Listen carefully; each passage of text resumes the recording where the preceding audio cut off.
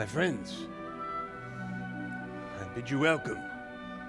Now hark and be still, for the matter we are to presently impart is of grave importance and urgency. Were it not for this urgency, I would not have called you to this place of such unholiness, where monsters are free to dwell unmolested.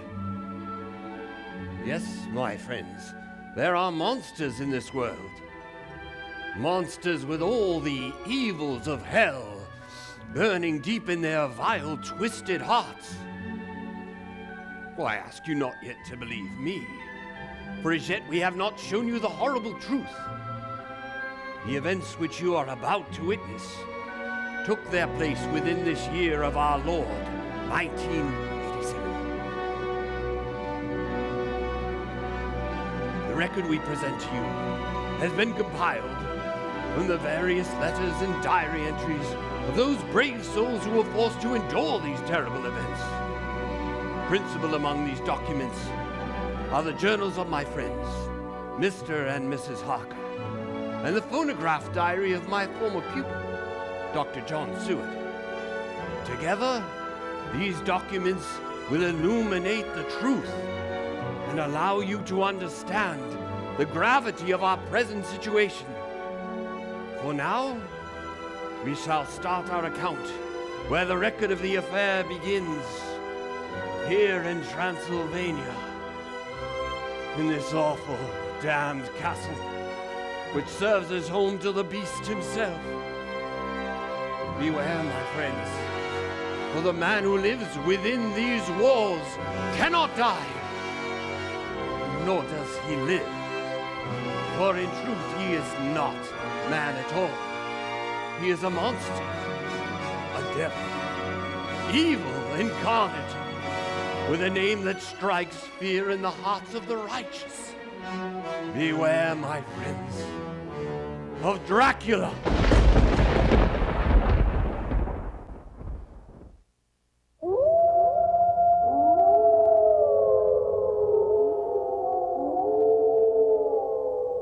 I miss my darling Mina.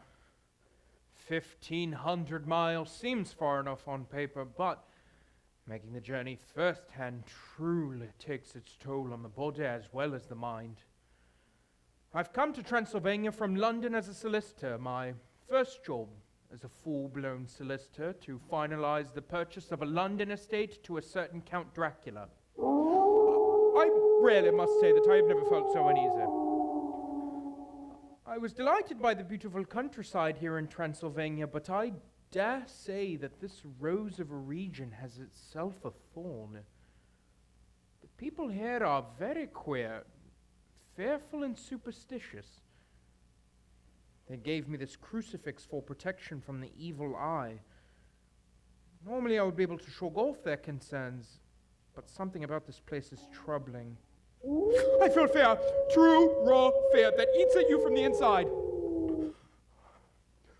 But a quiet fear, the way one feels when standing on the edge of a cliff, high above the water, knowing that with one wrong step or witless action, you would be lost forever, never to be seen again. My God, keep Mina safe, and return me to her soon.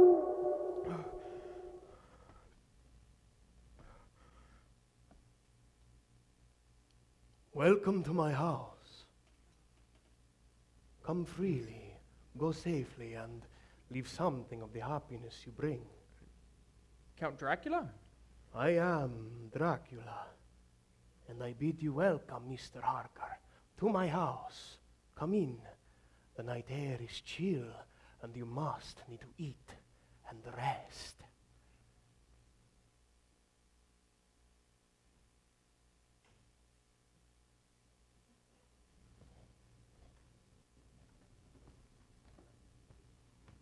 I pray you, be seated and sup how you please. You will, I trust, forgive me that I do not join you, but I have dined already and I do not sup. From Mr. Hawkins. Thank you, good sir.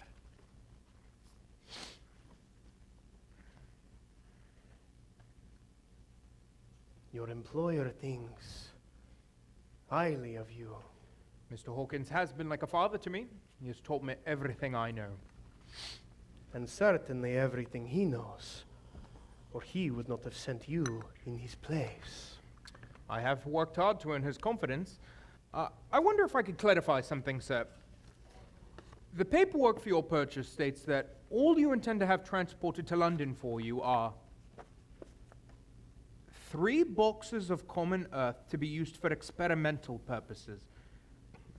That isn't correct now, is it? What business is it of yours? What I bring to London, I may bring with me anything I choose that pleases. Listen to them, the children of the night. What sweet music they make. I think they're spooky.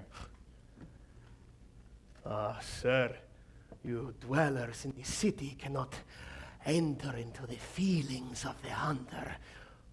Though in truth, I long to go through the streets of your mighty London, to be in the midst of the whirl and the rush of humanity, to share in its life, its change,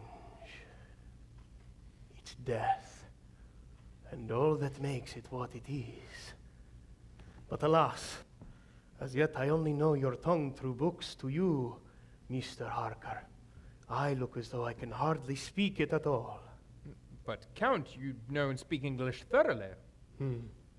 I thank you, my friend, for your all too flattering estimate. True, I know the grammar and the words, but yet I know not how to speak them. You speak excellently.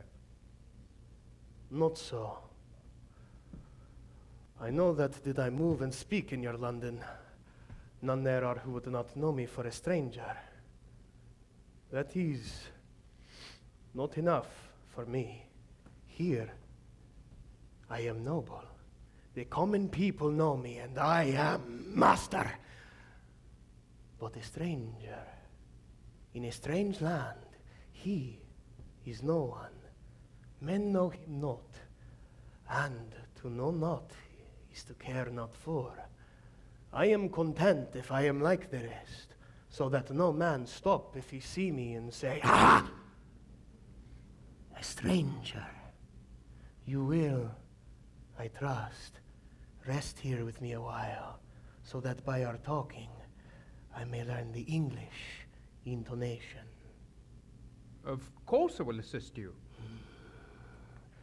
I thank you, my good young friend. But now, Mr. Harker, tell me about my new London home.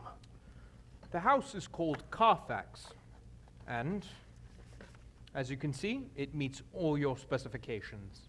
It is an old house, no?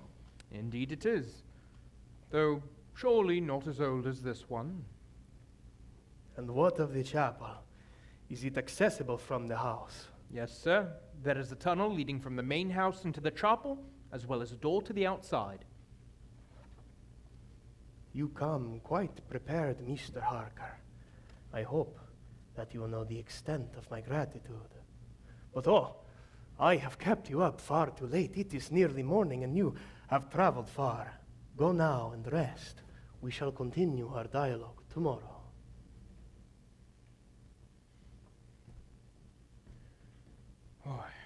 I slept a great deal of the day.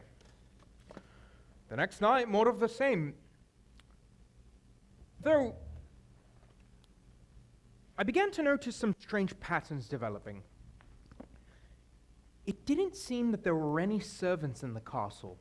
My meals were prepared, and served, and cleaned away all when I was out of sight and earshot. It was as if the castle were empty, save for myself and the Count. The Count is a most peculiar man. I have never seen him eat or drink, and I have never seen him in the daytime. I find both the Count and his castle to be quite mysterious, so I asked his permission to explore the grounds. He granted this request, stating only that I was not to enter any of the rooms that were locked. Tonight something strange happened when I was shaving. There were no mirrors to be found in the castle, so I brought my shaving glass by the window.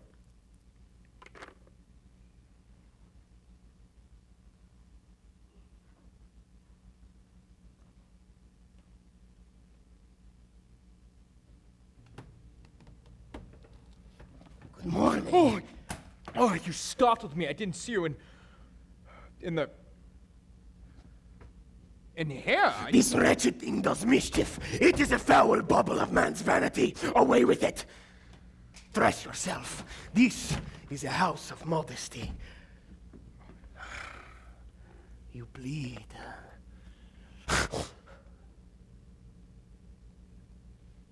Take care how you cut yourself. It is more dangerous than you think in this country.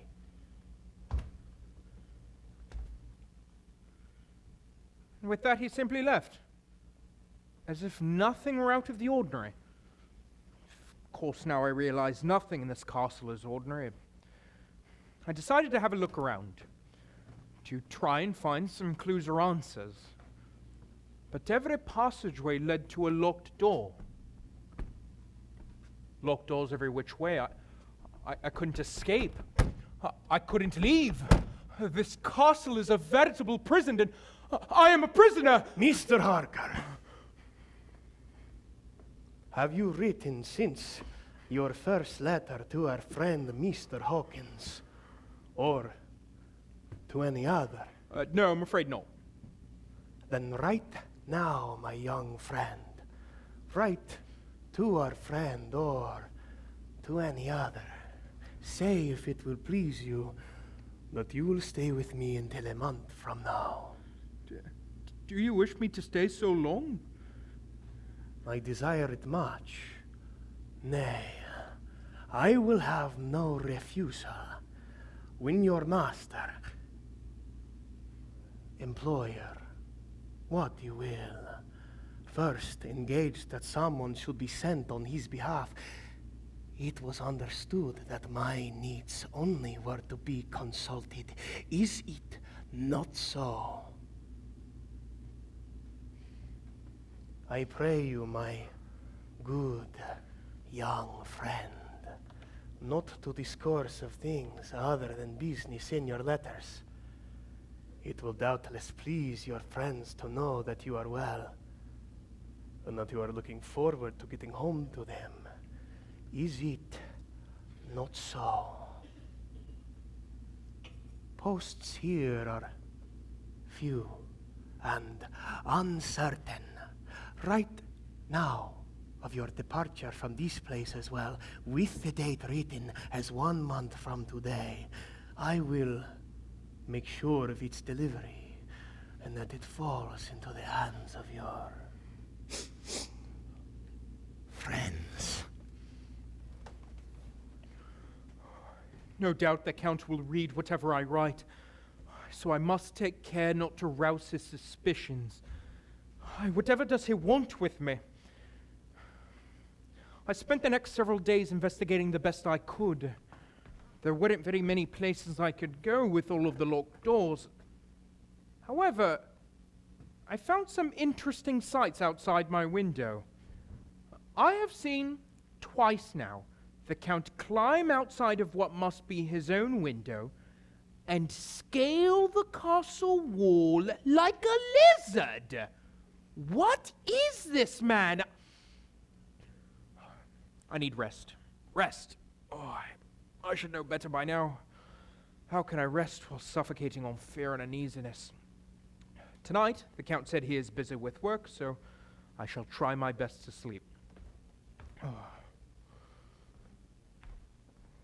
My sleep is as horrible as my waking reality. Tonight I dreamed there were 3 awful women around me.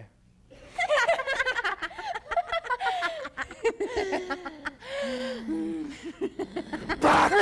How dare you touch this man when I have forbidden it? Back, I say! This man belongs to me. But we must feed, and his throat is ripe for kissing. When I am done with this man, I promise you shall kiss him at your will. Tomorrow he will be all yours. Tonight he is mine. Now go! I must awaken him.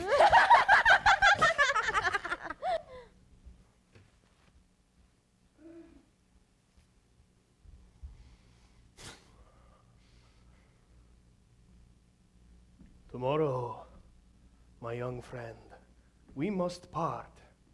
You return to your beautiful England, and I to some business have such an end that we may never meet. I have made sure of your letter's delivery. Tomorrow, I shall not be here, but all shall be ready for your journey. Why may I not go tonight? Because, my good sir, my coachmen and horses are away on a mission. But I would walk with such pleasure. I want to get away at once.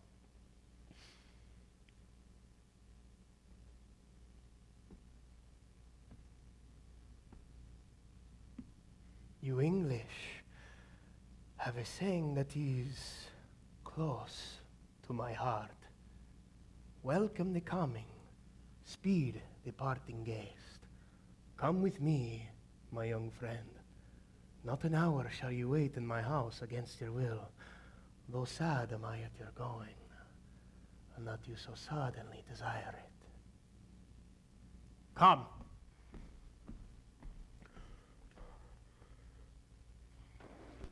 It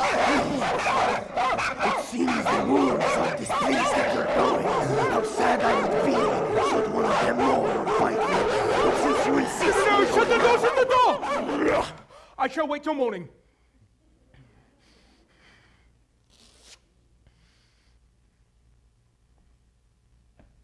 Three ladies you shall meet tomorrow will assist in your departure.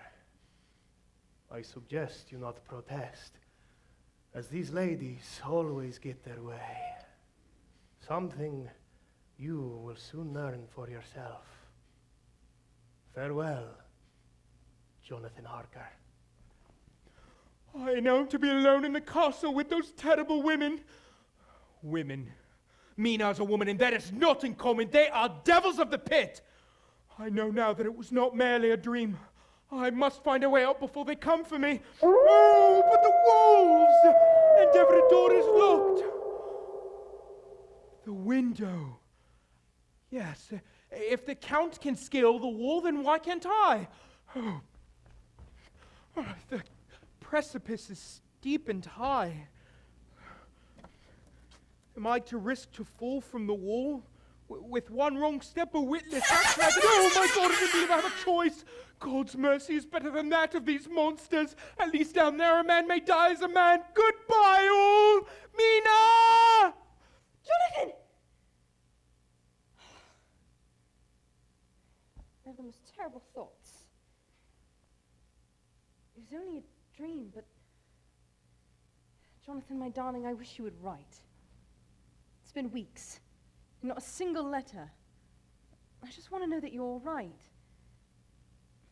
I constantly dream of you, and in these dreams I'm happier than I am in my waking reality, because for just one moment it feels like I'm with you, darling. Truly with you. But then the dream turns sour, and I see you suffering some great and agonizing pain. I panic and I try to help you, but then the dream is over. I wake up here, you're gone, and I'm alone. But I shouldn't be alone. Where's Lucy? Lucy? Lucy? Lucy! No, not again. God. Sleepwalking again? Wake up. Wake up. Huh? I was doing it again, wasn't I? That marks the third time this week. No, sit, look, you look dizzy. Such a strange feeling when I wake from it. It's as if I was in a trance or some other world. And then you shake me and suddenly I'm here. I do hate to worry you and to disturb your sleep. It's all right. I just want to make sure you don't climb out the window. Well, who says I won't climb out now? Lucy! Lucy, stop it! Come on, MINA, let's fly away. No! Well, you're no fun. Well, maybe you're just too much fun. MINA, do tell me more about the legends, would you please? About the woman in black. It is far too late in the night for ghost stories. I'll be sure to frighten you and give you nightmares. Well, I couldn't have nightmares of ghosts and monsters. Not after all I've been through today. Oh, MINA, I'm so happy. It's so grief-stricken all at once. Grief-stricken? Lucy, you've been proposed to. You're going to marry the son of Lord Godalming. Does the thought not excite you? It does, and Truly, I love Arthur with all of my heart. It's just, his wasn't the only proposal I received today. Another? Lucy, you've received 2 proposals in a single day? 3. 3! When I feel horribly dreadful, I've had to break the hearts of 2 wonderful, noble men. Why can't they let her go marry 3 men? Or as many as want her and save everyone all this trouble? Because then you would have a dozen husbands and you wouldn't be able to keep track. Feel like crying having disappointed them so. Well, who were they? You told me of Arthur, but nothing of the others. Well, you'll only think less of me for turning down such good, kind gentlemen. Now you are as dear to me as my Jonathan. Nothing could ever change that. So, tell me. Well, first was John Seward. He's a doctor and really clever. He's only 9 and 20 and has an immense lunatic asylum all under his own care. Arthur introduced us, though I'm sure he never anticipated this. Lucy, I must confess how dear you are to me. I know I haven't known you all that long, and forgive me if this be too forward, but I have not felt as truly happy as I have in these past few days. You are a light that shines into the pit of my life. You restore in me my youth. You are crying. Crying? Oh, Lucy. It's a terrible position to be in, to be handed someone's heart only to drop it. I know that this is sudden, and forgive me, but do you think that in time you could love me?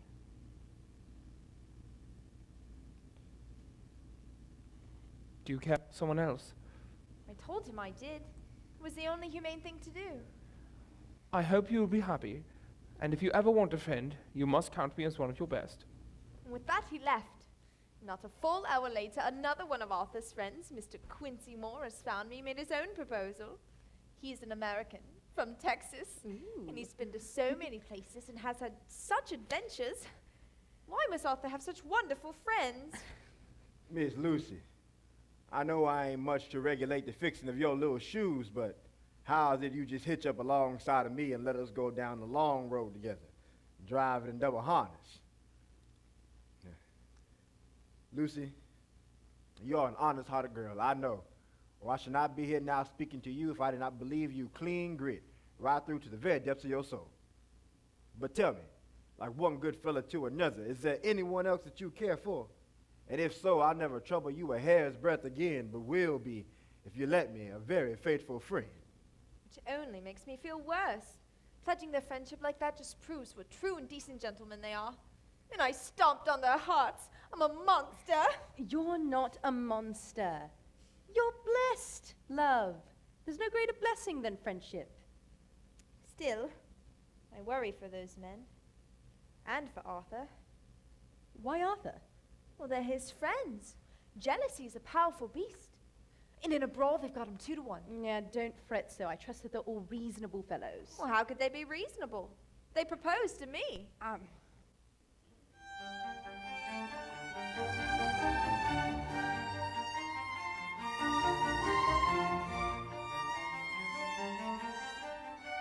Now watch this. See that, Art? You see that? See what? See what? I'm trying to show you my survival skills and you ain't even looking. I'm nervous, all right? What do you think he'll say? Don't worry about him. I mean, look at me. I took it and tried. You did, but I doubt there's a person alive who's as easygoing as you. I just fear I'll upset him more than he already is. Being turned down in itself is enough to drive one mad, but to see her married off to your friend? Seward's around mad people all day. If you're gonna crack, he'd have done it by now. Ah, there he is. Sit down, let me get you a drink. How are you? I'm fine. All right? Oh, there's no need to pretend for us. We're your friends. Quincy, why don't you leave him alone? No. That's not how we're gonna deal with this. We'll get it all out in the open. Deal with our feelings like men. What are you going on about? Have you started drinking without me? I happen to know you had a pretty lousy day yesterday. Oh, yes, I did, but... It's all right. So did I. Sometimes in life you're a winner, and sometimes Sometimes you're you and me. But out here, he's about as lucky as a winner as any son of a gun ever were. I don't understand. You mean Lucy? I pray you not be angry with me. I did not even know you'd fallen for her until Lucy told me herself this afternoon. I do hope we can remain friends, you and I, and you and Lucy. You mean very much to her. And her to me. She told me what a dear friend you'd become. I won't allow myself to stand in the way of that. Oh, nor would I stand in the way of your happiness. Or Lucy's. It warms my heart to know she will be with such a good and honorable man. I'll be proud to call you both my friends. Congratulations. I'll drink to that. To Art. To Art and Lucy. May your union bring you everlasting joy. And to my friends, without whom I'd surely be lost.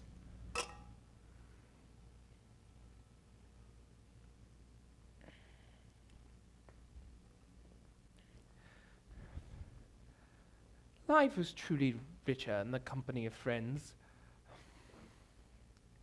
The meeting with Art and Quincy really did cheer my melancholy. I felt so alone as of late. But now I feel I can return to my work with a renewed sense of strength and purpose. Here's a patient who has afforded me a study of much interest. R.M. RENFIELD. She has certain qualities very largely developed. Selfishness, secrecy, and purpose. Her redeeming quality is a love of animals, though her pets are of odd sorts. Just now, her hobby is catching flies. Eat. Eat and gain life. Life and grow strong. Renfield, what are you doing? The spiders have come. They give life to the spiders. Have you got spiders in that box? And the flies to give them life. Renfield, are you feeding your flies to those spiders? It is only natural, Doctor. They simply need the life. Oh, enough of this. Send them away. What? Send them away at once. The flies? Yes, the flies. The flies, the spiders. They're all becoming quite a nuisance. I want you to dispose of them. Now. Now. You heard me. I want them gone. Gone. Now! Winfield! I know you understand. That is not what I meant for you to do. Spit it out. Spit it. Winfield! That is disgusting. Bad. No, Doctor, it is good. Very good and very wholesome. The blood is life. Strong life. And it gives me life.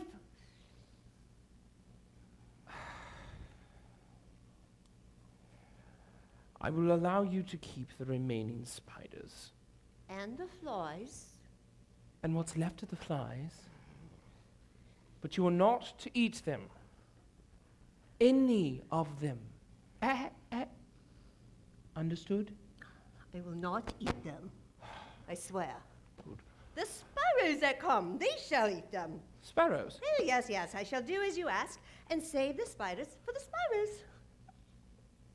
All right then, Renfield. Good night. Oh, please wait, Doctor. May I ask you a great favor? A very, very great favor. What is it? May I have a kitten? A nice, sleek, playful kitten that I can play with and teach and feed and feed and feed. Would you not prefer a cat to a kitten? Oh, yes, I would like a cat.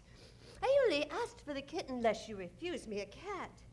No one would refuse me a kitten, would they?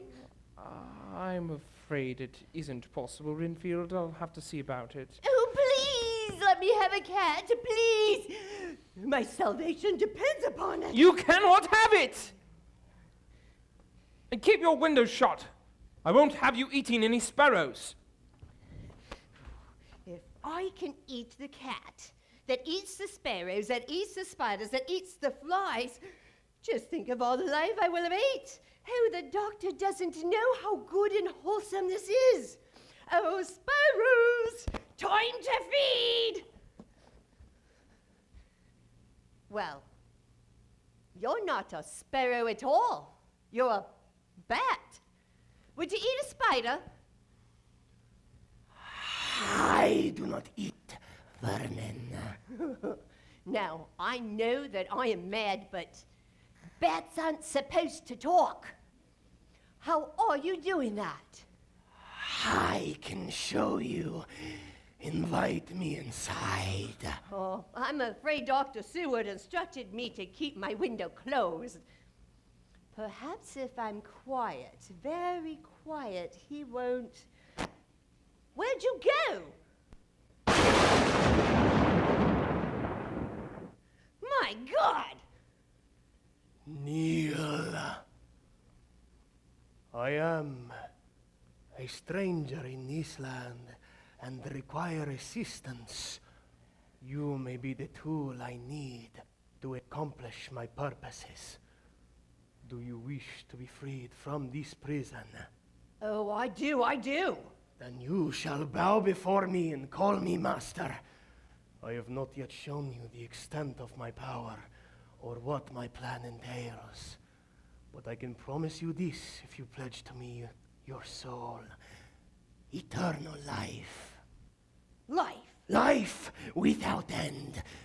Feeding on creatures more precious than spiders and flies. Oh, yes, master. I will obey your every wish. Give me the life eternal. No. Not so soon. First, you must prove your worth. Prove to me your worth. Then, you shall have your reward. Oh, yes, master. I will, I promise. Quiet. The doctor's listening. Master? Is everything all right in here, Renfield? Oh, yes, doctor.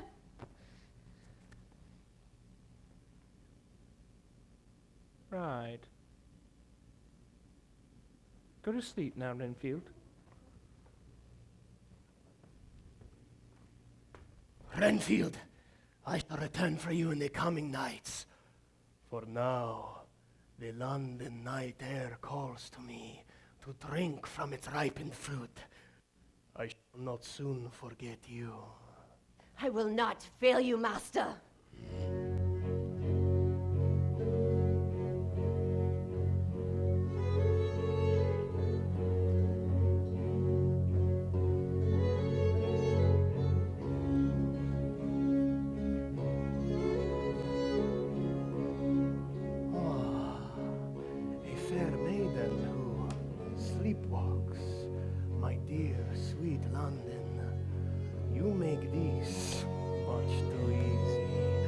Freeze.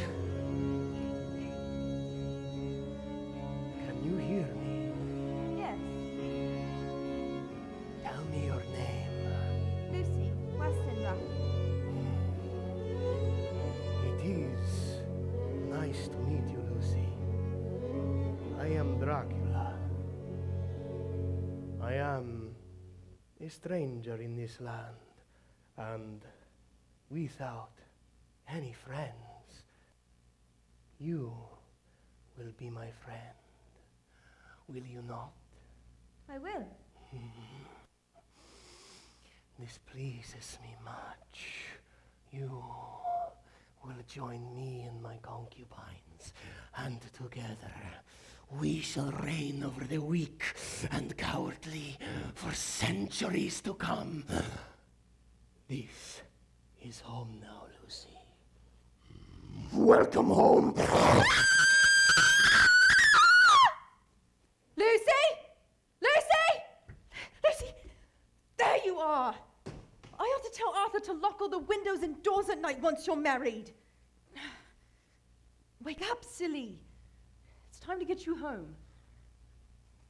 Oh my. Was I sleepwalking? I'm afraid so. Are you all right?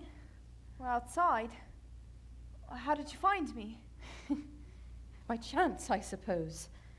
I remember you told me how fond you were of this spot, so it's the first place I thought to look.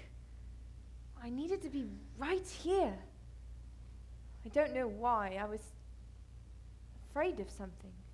Could you see where you were going while you dreamed? Well, I didn't quite dream. It all seems so real. There were a lot of dogs howling. The whole town seemed as though it must be full of dogs, all howling at once, and then... Lucy, what is it? I do not know why I fret, for I know it can only have been a dream. I remember, but I do not even know what it means. Well, you needn't trouble yourself with telling me. Let's get you home and into bed. No, I must tell you. And tell you now, lest I forget by morning. The memory's already fading. Tell me all you wish. I vaguely remember something long and dark with red eyes. And something very sweet and very bitter all around me at once. And then I seemed sinking into deep green water, and there was a singing in my ears. And everything seemed to pass away from me. My soul seemed to go out from my body and float about the air. And then there was a sort of agonizing feeling, like I was in an earthquake. And I came back and found you shaking my body. I saw you do it before I felt you. Oh dear. Let's get you home. It's long past time for bed. What time is it anyhow? 4 o'clock. Mina, you should be in bed. What are you doing up at such an hour? I couldn't sleep. More bad dreams? Worse than before. All about Jonathan. Terrible dreams where I received a letter, Lucy, from Jonathan. At last. Mina, that's marvelous. It would be, except that it isn't. The letter consisted of only a single line proclaiming his return home. Well, that's good news. A single line? That's not like him. Jonathan is a brilliant writer. His letters are always filled with thought and care and love. But this? Were not written in his own hand, I would not have believed he wrote it. It worries me, Lucy. It worries me more than his silence. Now into bed. I'm frightened. What if I sleepwalk again? I'll stay with you all night. Stay with me forever. I don't think Arthur would like that. Then stay with me until I'm married. Please. You're my dearest friend, and these weeks we've spent together have been the happiest of my life. Promise you'll stay with me. I promise. Now, go to sleep.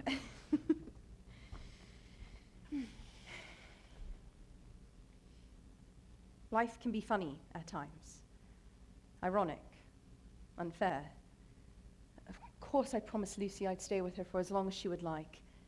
She's vulnerable and needs someone to watch over her, especially now that she's been sleepwalking. And I know Arthur is a busy fellow and won't always be available to her until they finally wed, so I must be the one to take care of her. Except I can't. For that very morning, just before sunrise, I received a letter from a hospital in Budapest, where Jonathan is being treated as a patient.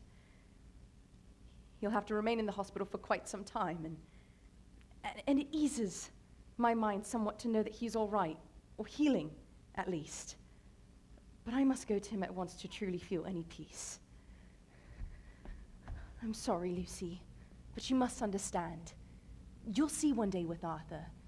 You know I love you dearly, but this is my husband, and I fear he's been through much suffering. I must go, and I must bring him home safely. I know, Mina.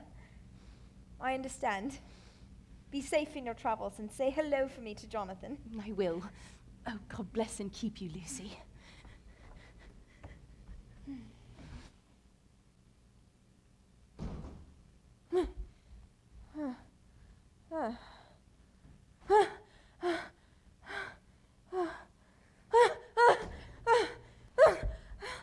Lucy? Lucy! Wake up! Wake up! Arthur, darling, what are you doing here? I thought to surprise you, but it seems you surprised me. You're quite all right. You look to be in great pain. Not in pain, no, I just... I feel so weak suddenly. Is it a fever? You're cold as stone. It feels like death. Oh, Arthur, I'm frightened. I'm here for you, Lucy. You needn't be scared. I only wish I knew what could be the matter. Send for Dr. Seward. What? Oh, he's a learned man. Perhaps he can ascertain what ails me. Are you sure? He's a dear friend to us both. I am certain he will be happy to help. I'll wire him at once. When Arthur's telegram arrived, I had just returned from handling an escape attempt by the patient RENFIELD. She slipped past the attendant who brought her breakfast and made it all the way to the house next door. Once there, she banged on the chapel door over and over, stopping only when she caught sight of a large bat flying towards the house. One of the attendants was then finally able to subdue her, and we brought the patient back inside. RENFIELD is always full of interesting behavior, but my priority now was Lucy's well-being. Try as I may to fight it, I love her still, and it is my duty, as her friend, to help her however I can.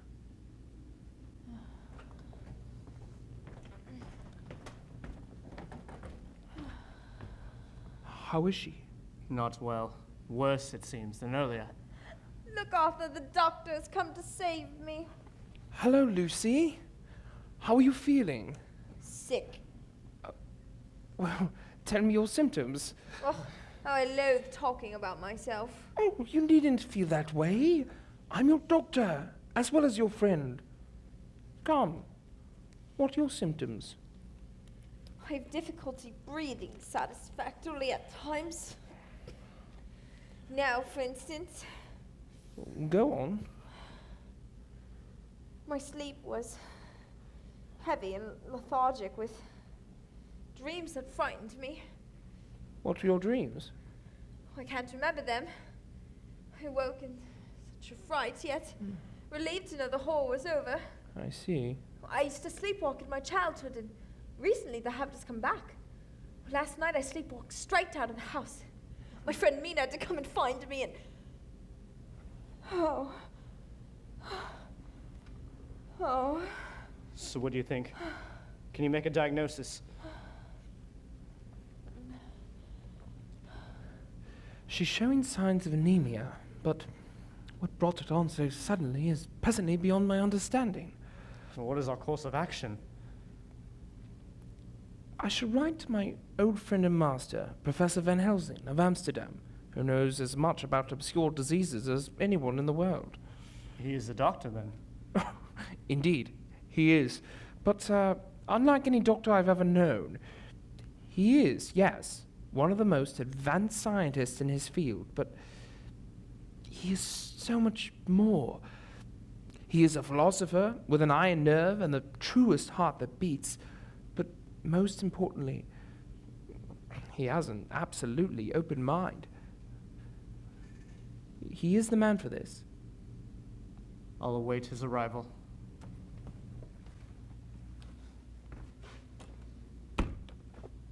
Van Helsing, MD, PhD, Lit D, etc., etc. As I am a most notable and distinguished specialist in a number of fields, I am quite sought after, and have very few vacancies in my calendar. The case my friend John presented me is a strange one, and certainly caught my interest.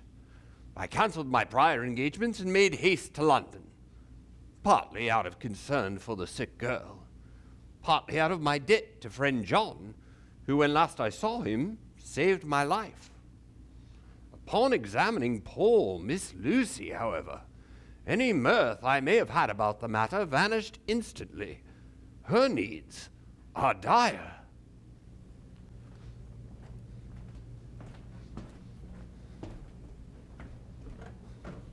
Dr. Van Helsing, I'm so grateful to you, sir, for coming. Ah, good to see you, Professor. Friend John, did you notice these two small puncture wounds on Miss Lucy's throat? What? The two small wounds on her throat. Your letter did not mention them. Well, Well, what did you make of it? I thought she must have punctured herself while pinning a scarf. Oh, friend John, You have changed not at all since your days in my classroom. You look with your eyes, but you do not allow yourself to see. How is she, Professor?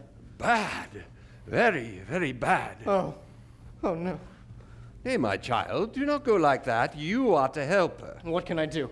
Tell me and I shall do it. My life is hers, and I would give the last drop of blood in my body for her. My young sir, I do not ask as much as that. Not the last. You mean? There must be transfusion of blood at once. My God. If we fail, she may die for sheer want of blood. There is no time to be lost. You will help her, young sir. If you only knew how gladly I would die for her, you would understand. Good boy. Are we to conduct the transfusion right here? Can you think of a better place? Our patient is comfortable and ready. Yes, this bed will do very well. This will not feel at all pleasant. The draining away of one's blood, no matter how willingly it be given, is a terrible feeling. I shall do whatever it takes to make her well again. Thank you, both, for being here. It means very much to me, as I'm sure it does to Lucy. Oh, I feel dreadful. It is almost finished. Be strong, my young sir. Oh, God. There, that will do. You have helped her much today. She will be grateful. And now? Now, the boy rests, the girl heals, the old man sleeps, and you go and tend to your lunatics. But there is nothing more to be presently done. We check on her again tomorrow. You, friend John, will meet me here at the sunrise, and not a moment past. Sunrise? Sir!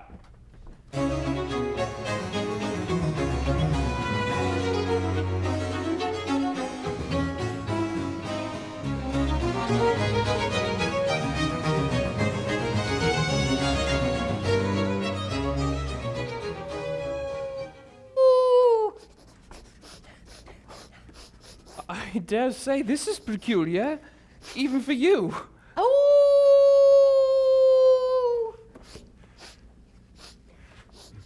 Are you so distraught over not receiving the cats that you have become yourself a dog? I don't want to talk to you. You don't count now. The master is at hand. Oh! The master? And who is that? I see all the spiders are gone. Did you feed them to the sparrows? Bother them all. I don't give a pin about them. What? You don't mean to tell me that you don't care about spiders?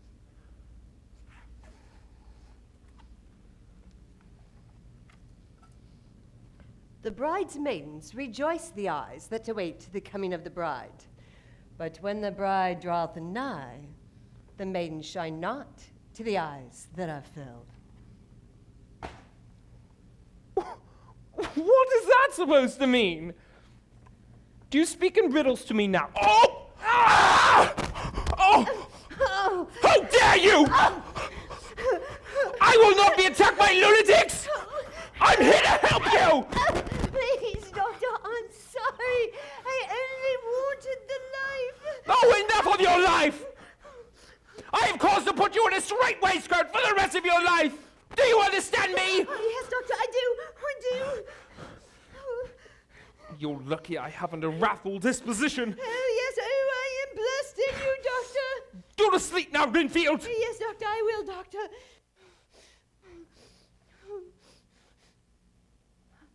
Oh, Master, have you returned for me? I tried, like you said, tried to drink the life.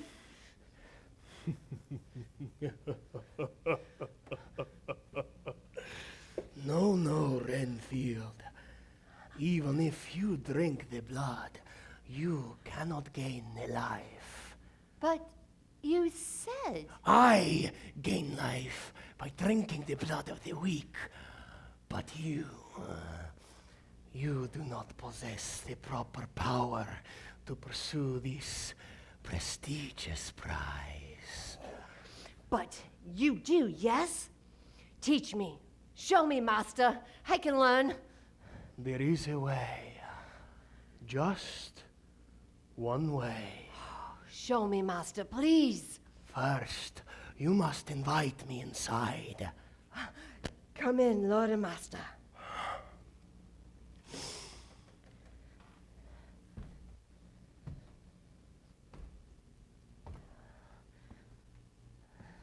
Now, I shall give you the keys of eternal life, which will make you strong like me. Stand and prepare yourself.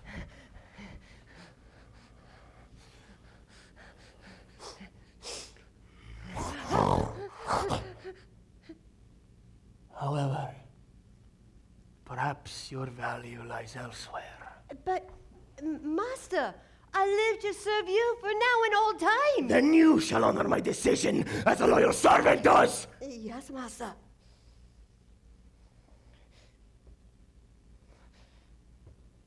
I ask that you grant me one simple boon. That you tell me of the comings and the goings of the peoples in this house. Yes, Master, I will, Master.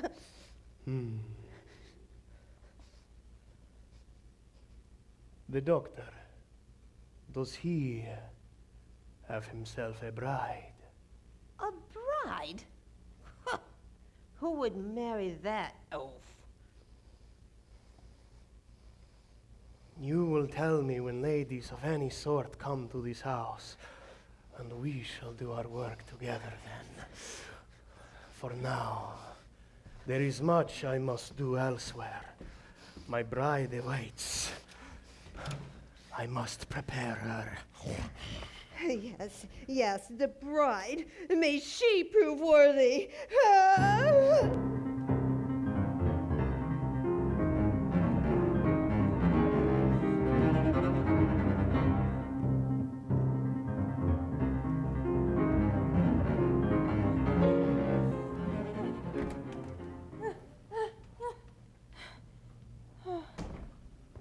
How is she?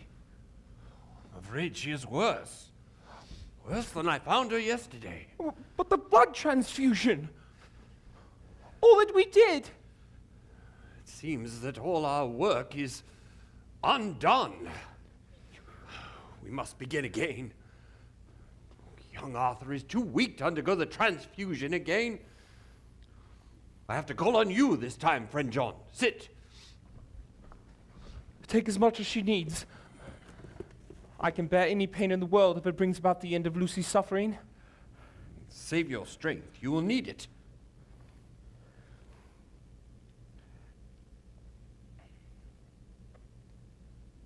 What do you think it could be? Her illness. I have a hypothesis, but I pray to God that I am wrong.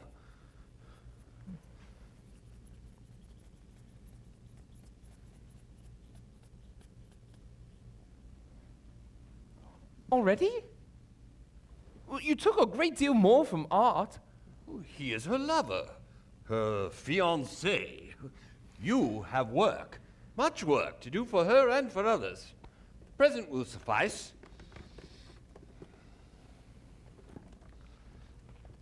Can you make it to the kitchen? Yes. Good. Go into the kitchen and ask one of those kind and generous servants to fix you breakfast and a glass of wine. You will be just fine, friend John. Good work. Good morning, Miss Lucy. Good morning, Professor. How are you feeling? Tired. Go back to sleep. The sun has only just risen. I do not wish to sleep. Sleep to me is the presage of horror. Have you more bad dreams last night? Tell me about them. Still can't remember them. But oh, how they frighten me so. Tired as I am, I fear to go to sleep. But you must rest. This is vital. I'll have Dr. SEWARD fix you a sleeping draught. It will ease your mind and let you drift off blissfully into healthy sleep. Oh, here. These are for you. Oh. Dr. Van Helsing. Thank you. But not for you to play with. These are medicines. But you do not know how. I make pretty wreath and hang him around your neck. Ah, feeling better, I see. Good. Go prepare a sleeping draught for Miss Lucy. Yes? Oh. She would be most grateful. Professor, I believe you're putting up a joke on me. Why, these flowers only common garlic. No trifling with me. I never jest. There is grim purpose in all I do, and I warn you, do not thwart me. Oh. Little miss, my dear. Oh, do not fear me. I only do for your good. There is much virtue to you in those common flowers. You see, I make myself the wreath that you are to wear. But hush, no telling to others that make so inquisitive questions. We must obey, and silence is a part of obedience. And obedience is to bring you strong and well into the loving arms that await you. There. Professor, I know you have a reason for all that you do, but this certainly puzzles me.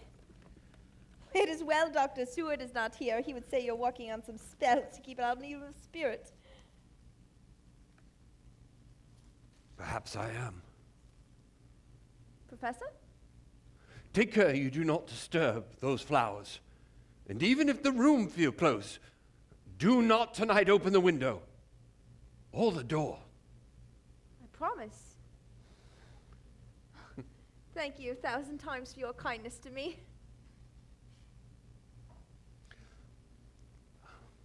There we are.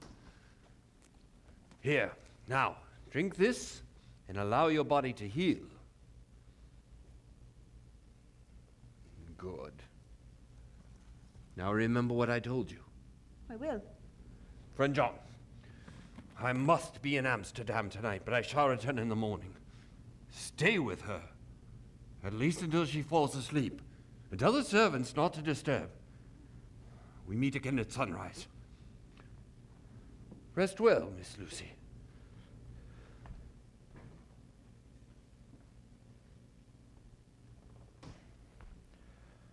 She fell asleep rather quickly, and in her sleep, she looked more beautiful than ever.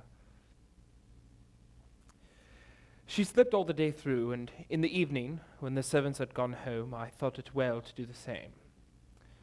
I had not checked on my patients all day, and RENFIELD and I did not part yesterday on the best of terms. Still, leaving this poor girl whom I love does pull on my heartstrings. She looks as though she dreams happy dreams for once, which brings me comfort. Well, good night, dear Lucy.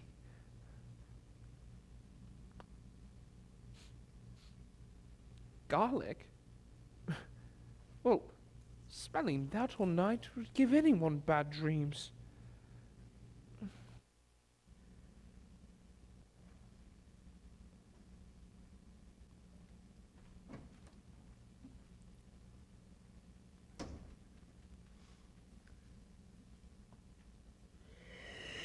Lucy. Lucy.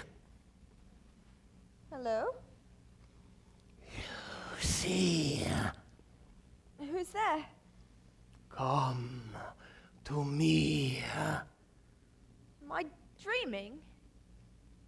Of course, you are dreaming. Come to me. How do I know this isn't a nightmare? I won't tolerate a nightmare. You would know, my sweet. But how? No. Go away. I know who you are. You will not remember. Help! Someone! You will invite me inside. Someone, please! Invite me inside. Please, I beg you! Come inside.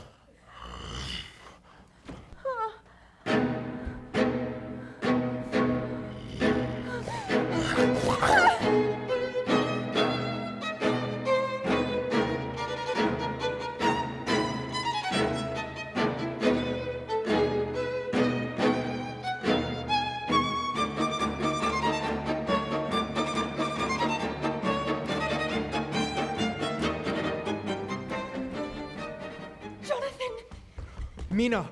The sister said it would be all right to come and see you now, but... Darling, you look as though this is the first bit of rest you've had in quite some time. I am resting. Plenty, I promise. Oh, it's so good to see you. Thank you for coming all this way. I'm sorry that our marriage had to start in such a manner, but I promise you that this Jonathan, will you have not... nothing to be sorry about. You're all right, that's all that matters. You must have been sick with worry. I was, actually. Darling, why didn't you write? Hand me my coat. What? My notebook is in the pocket. Take it out.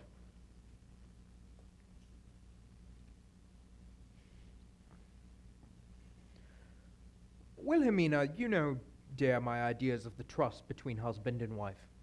There should be no secret, no concealment. I have had a great shock. And when I try to think of what it is, I feel my head spin round. And I do not know if it was all real or the dreaming of a madman. You know, I have had brain fever, and that is to be mad. The secret is here in my journal, and I do not wish to know it. Are you willing, Wilhelmina, to share my ignorance? Take the book and keep it. Read it if you will. But never let me know unless indeed some solemn duty should come upon me to go back to the bitter hours. Asleep or awake, sane or mad.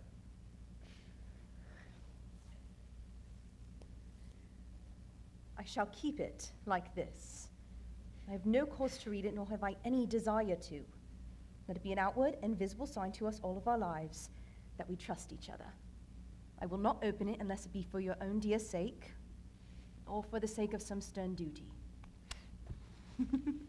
This hand is the dearest thing in all the wide world. I would go through all the past to gain to win it, if need be. I'm the happiest woman in all the wide world. I have nothing to give you except myself, my trust, and my love for all the days of my life.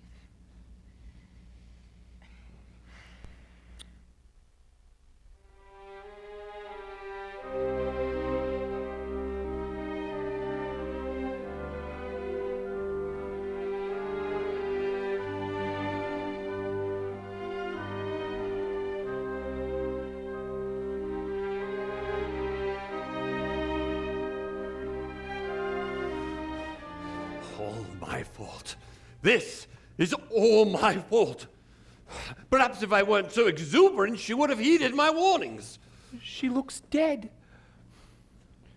Because she has lost her color? Or because she is frigid to the touch? Well, what of her reddening lips, more voluptuous than ever before? This be not an attribute of death? And when you look inside her mouth, sharp teeth, growing sharper by the day. You think death is all we fight? If that were all, I would stop here where we are now and let her fade away into peace. But I see no light in life over her horizon. What do you mean? Professor, how am I to trust you in this if you never tell me? We are pressed for time. Go and send for young Arthur, her lover, and see to it he comes here at once. I'm afraid he's a bit indisposed at the moment. And who are you? Quincy Morris, what brought you here? Ah, send me. He's with his father, Lord Godalming, who lies dying as we speak. Young sir, his bride-to-be lies dying. I have heard. He's allowed me to help in any way that I can. I shall. Friend John, go seek Arthur and bring him here. Surely you're not asking me to tear him from his dying father? Do as I ask. There are forces at work here you may never understand. But you must trust me, John, and do as I ask.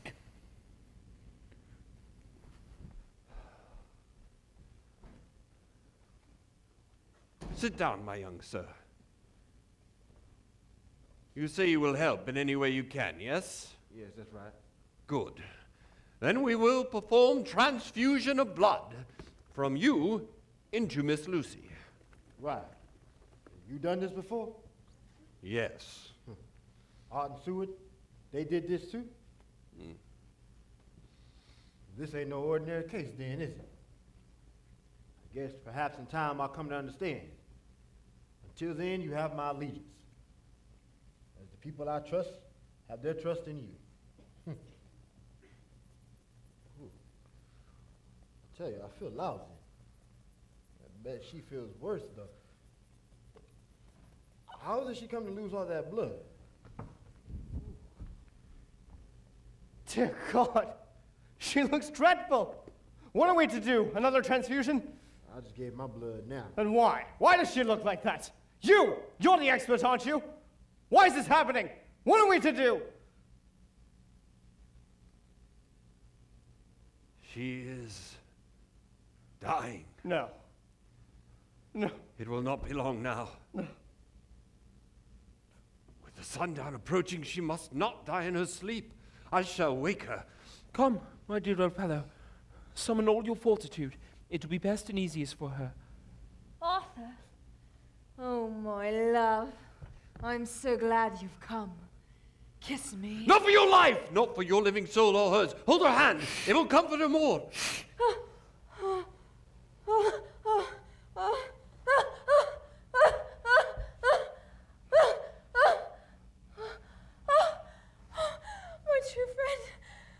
My true friend in arts. Oh, guard him and bring me peace. I swear it.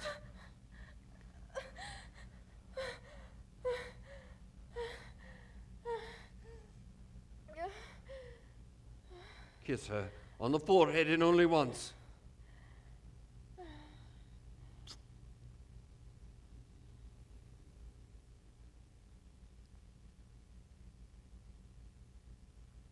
She is dead.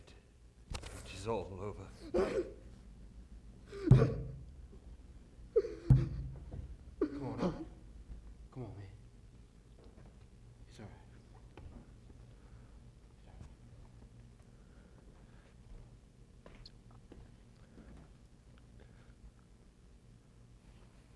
Poor girl.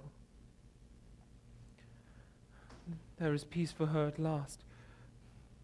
It is the end. Not so, alas. Not so. It is only the beginning. The beginning? Professor? What in the name We of... can do nothing as yet. Wait and see.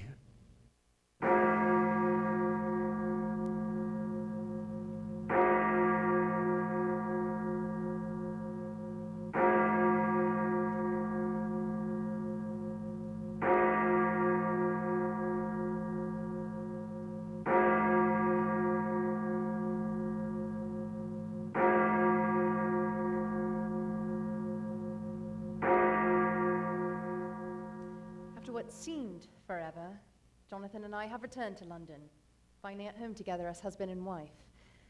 Upon his discharge from the hospital, Jonathan was once again that so charming man I fell in love with. However, I am concerned of a possible relapse of his brain fever. Presently, he's on a walk to calm his nerves. God bless him, he seemed to take quite the scare as we disembarked tonight. While we were walking away from the train, he suddenly stopped and grew very pale. He pointed at a man on the other side of the tracks, and his voice trembled in a way I've never heard him speak before. And he said to me, Do you see who it is? It is the man himself. he said it was the Count. The same Count he met in Transylvania, only younger. I don't see how such a thing could be possible, but Jonathan seemed quite certain. I did not wish to add to his trouble, so I asked no questions and I simply let the matter drop. I think it better he not know of my concern, at least not until I have found some way to help him. Should this be a relapse, as I fear it might be, I must be fully prepared. The thought makes me shudder, but I believe the time has come to read my husband's diary. Oh, did you have a pleasant walk? I did. And how are you feeling? Bit tired. Oh, shall I fix you a cup of tea? I think I just need to rest. Oh. Well, what's that? Sorry. A telegram for you. It's from someone called Van Helsing. Do you know him? No. No, I don't believe I do. I know I must have given you a fright at the station. I think the ordeal of the journey simply took its toll on me, and in my weariness caused me to see things that weren't there. What? Nothing. Mina, say what you're thinking. Of all the things for you to see, the Count, the same man you were with when your brain fever began. If this be a relapse... It's not. I'm in full possession of my faculties, I swear it. The only treatment I need is a full night's rest in my own bed. You needn't worry for me. You're my love and my life. I'll always worry for you. I know. Good night, Mina. Good night. Rest well.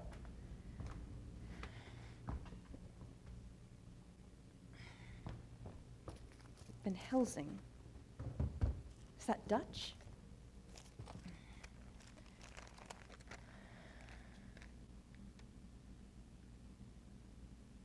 Oh, God.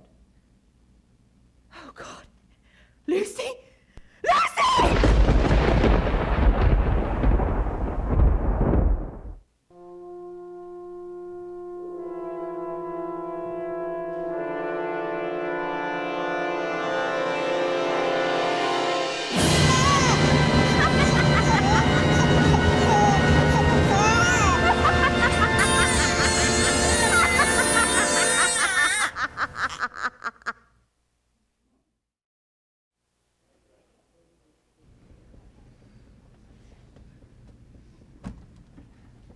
Good evening, Mina.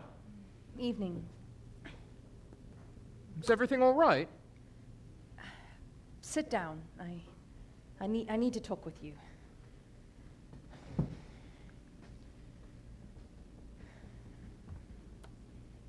Mina, if this is about the other night, I can promise you It that is, and it isn't, but it is. Please just sit down.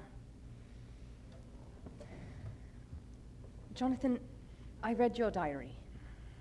I read it, and all of its horrors therein, and let that please not affect the level of trust that we have built between us, for I treasure that, but it was time for me to read it. It was. Please don't be angry with me. I'm not angry. But please, I beg you, do not share with me its contents, however terrible they may be. I do not wish to be reminded of those terrible times. But you have been reminded. The other night you swore you saw the Count instead and knew all your fears from your time in Transylvania. But I don't even know if any of it was real. But what if it was? All of it. That the Count succeeded in his plans and has made it here to London with its teeming millions. No, but you know I was mad. I suffered from brain fever. Well, perhaps we need a second opinion. Jonathan, do you remember the telegram I received regarding Lucy's death? It was sent by the doctor who attended her before her passing, Dr. Van Helsing. He came to see me yesterday and asked some questions about Lucy and her sleepwalking whilst I had been visiting her. And he is a kind old man. He took to me very well. He pledged to me his friendship and asked if there was anything he could do for me, anything at all. And, well, he is a student of the brain, Jonathan, and a brilliant physician. If anyone can get to the bottom of this calamity, it's him. I gave him a typewritten copy of your diary. What? I had one ready before his arrival just in case. Now, Jonathan, I'm worried for you. Whether the diary be true or not, we must take action now. I won't let you sink back to how they found you in Budapest, not for the world. And I know you may feel it is not my place to be making such a decision, but I am your wife, and I love you. And I cannot allow any other horror to beset you. Not if I can help. What did the doctor say? He took the diary back with him to read over.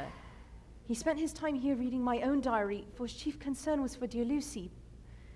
But when he offered his help, I just couldn't resist. You must understand. Of course I understand. How can I be angry at one who only wants me well? There are darknesses in life, Mina, and there are lights. You are one of the lights. Who could that be? I believe it is Dr. Van Helsing. I asked him to return with his verdict on the diary. He's anxious to meet you, I'm sure. Allow me to greet him. If he is anything like you have described, he is to be welcomed as a friend. Dr. Van Helsing, welcome to our home. But Madam Mina told me you were ill, that you had a shock. I was ill, I have had a shock, but I believe news of your coming has revitalized my hopes. Please, sit with us. Ah, Madam Mina, how good it is for me to see you. Likewise, Dr. Van Helsing. Oh, Mr. Harker, you will pardon praise from an old man, but you are blessed in your wife. She is one of God's women, fashioned by his own hand to show us men and other women that there is a heaven where we can enter, and that its light can be here on earth. So true, so sweet, so noble, so little an egoist. And that, let me tell you, is much in this age, so skeptical and selfish.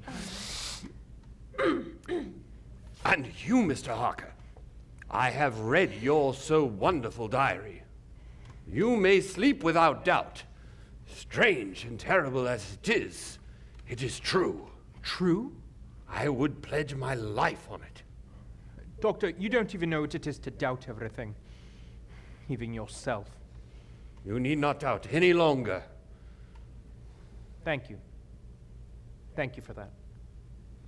You are of noble nature, sir, and I am happy to be of service.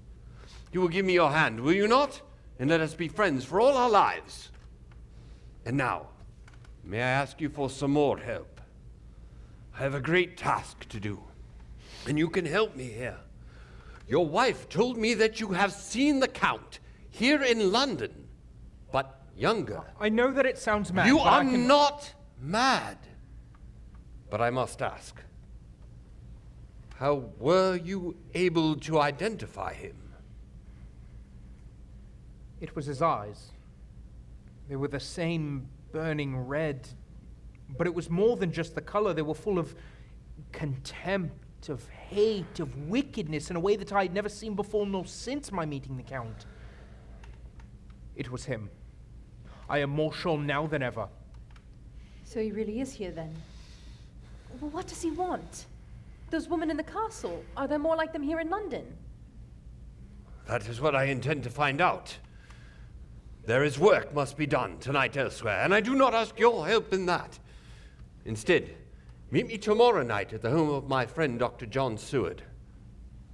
With your permission, I ask that Dr. Seward and 2 others may read both your diaries. Of course. Please.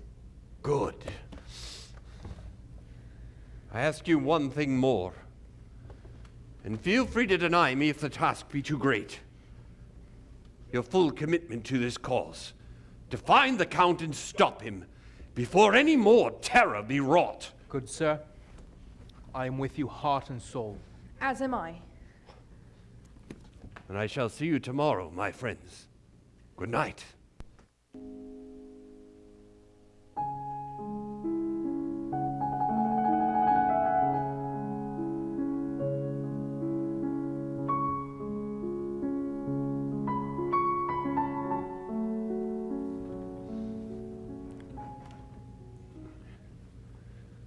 Truly, there is no such thing as finality. Not even a week since Lucy's death, and my wounds are already opened afresh. I received a letter from Van Helsing asking to meet with me here in my study. He says he sent for Arthur and Quincy as well, but he arrived before the rest. What do you think of that? What? These injured children, what do you think? Small puncture wounds on their throats, like Lucy. And what do you make of it? that there is some cause in common? Whatever injured her has injured them as well. Oh, would it were be so, but it is worse! Alas, far, far worse.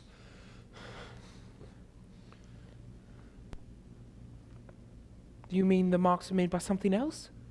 They were made by Miss Lucy! Ah, there you are. Please, join us and sit. You are doubtless surprised at my letter. I was. It's rather upset me a bit. There's been so much trouble around my house as of late that I could do without any more. I have been curious, too, as to its meaning.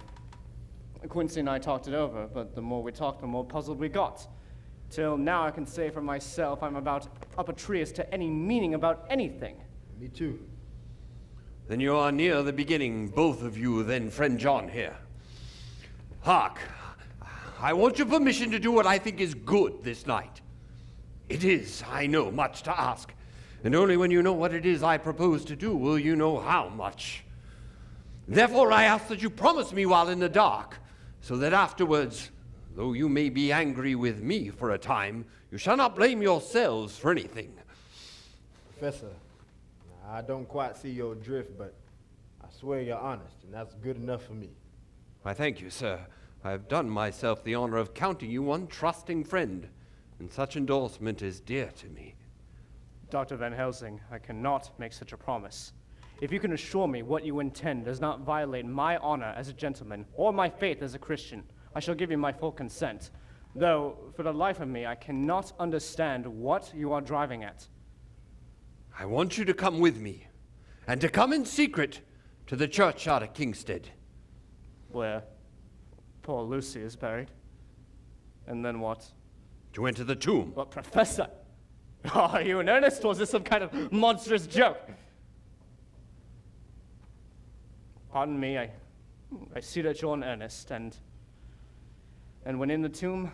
To open the coffin. Oh, this is all too much! I'm willing to be patient in all things that are reasonable, but in this desecration of the grave of the one if who I I love... could spare you one pang, my poor friend, God knows I would. But this night, our feet must tread on thorny paths, or later and forever the feet you love must walk in paths of flame. Take care, sir. Take care. Would it not be well to hear what I have to say? And then you would at least know the limit of my purpose. That's fair enough. Miss Lucy is dead. Is it not so? Yes. Then there can be no wrong to her. But if she be not dead... My God! What do you mean? Has there been any mistake? Has she been buried alive? I did not say she was alive, my child. I did not think it. I go no further than to say that she might be undead. Undead? Not alive? What do you mean? Is this all a nightmare, or what is it? There are mysteries which men can only guess at, which age by age they may solve only in part.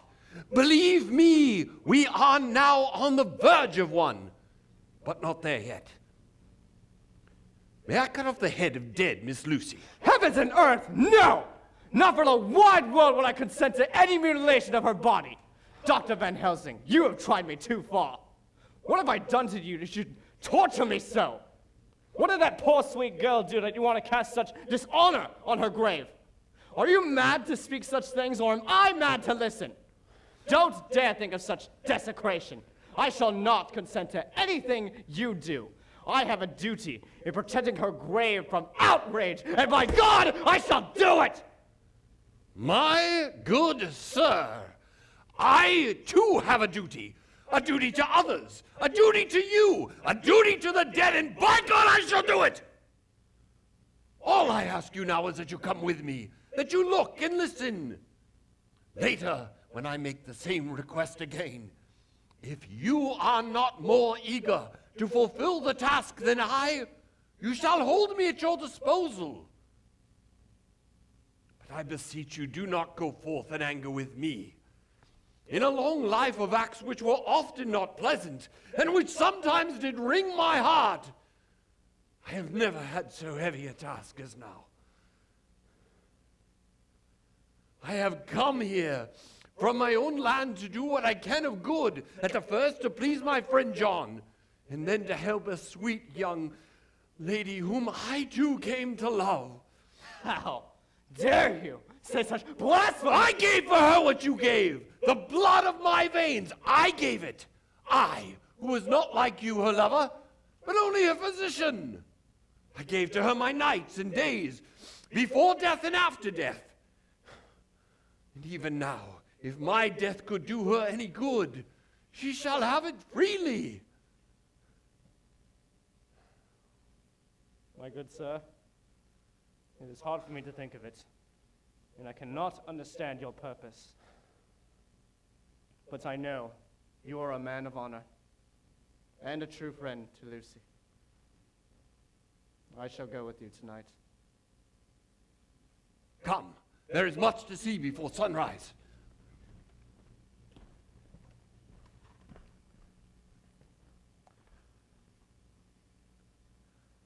We climbed the low wall into the churchyard, where poor Lucy was buried, with only the moonlight from a cloud-covered sky as our guide. Not one of us sure what would happen next. We entered our dear Lucy's tomb. Friend John, don't fall behind.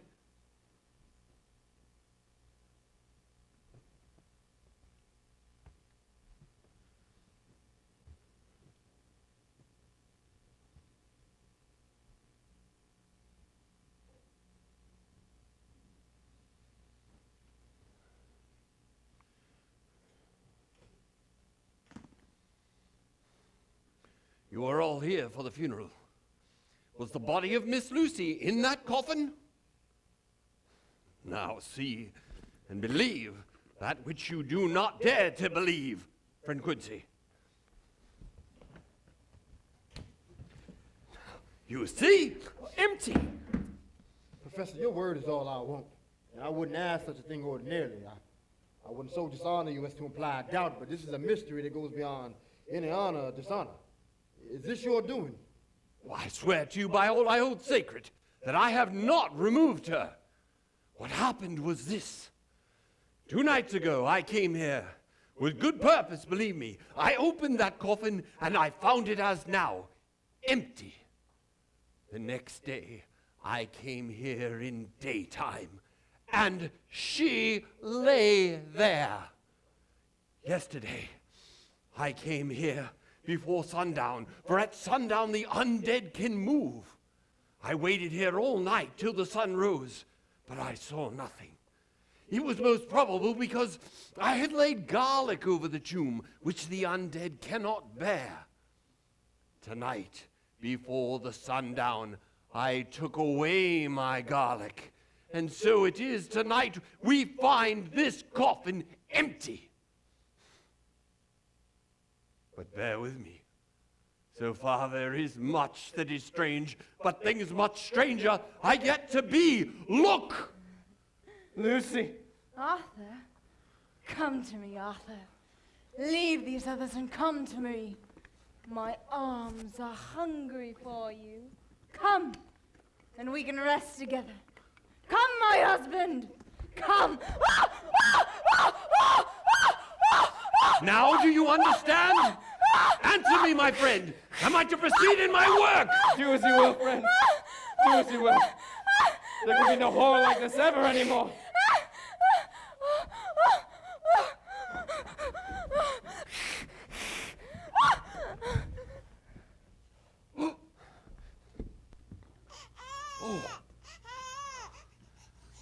Oh, it is not too late for this one, friend John. Take this child where the police will find him, but make haste.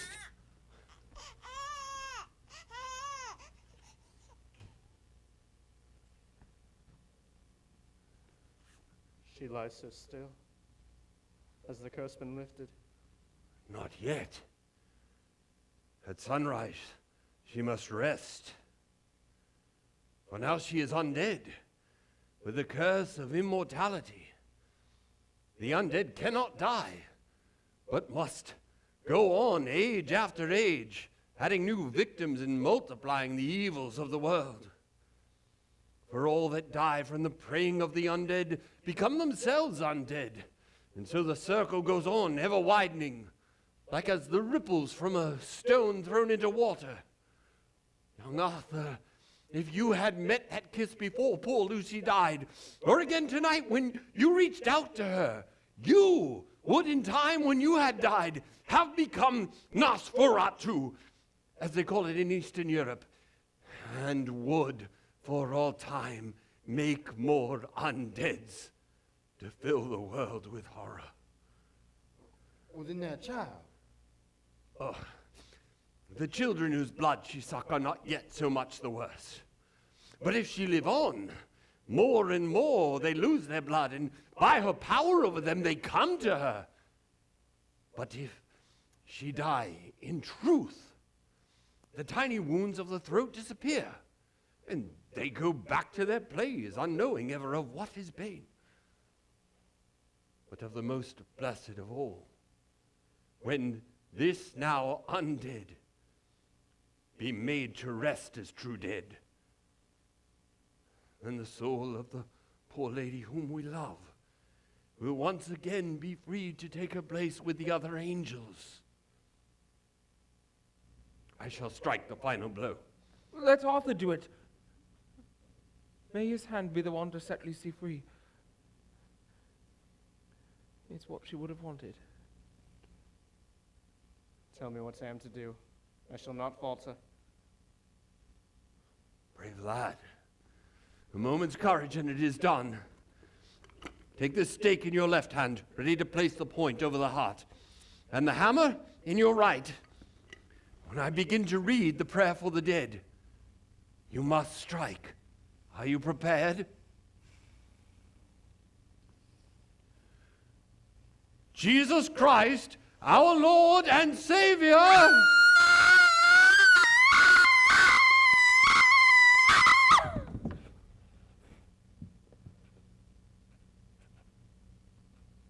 And now, Arthur, my friend, am I not forgiven?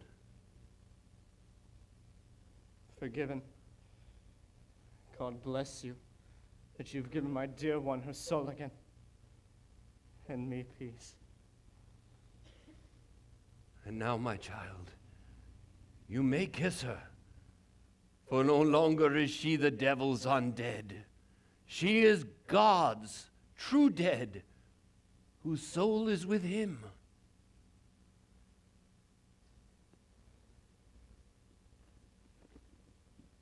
Now, my friends, one step of our work is done, but there remains a greater task. To find out the author of all this our sorrow, and to stamp him out. I have clues which we can follow, but it is a long task and difficult. There is danger in it, and pain. I shall help you. I have learned to believe. It is our duty. I cannot back away from that. Friend John? I will go on, old friend, until the bitter end.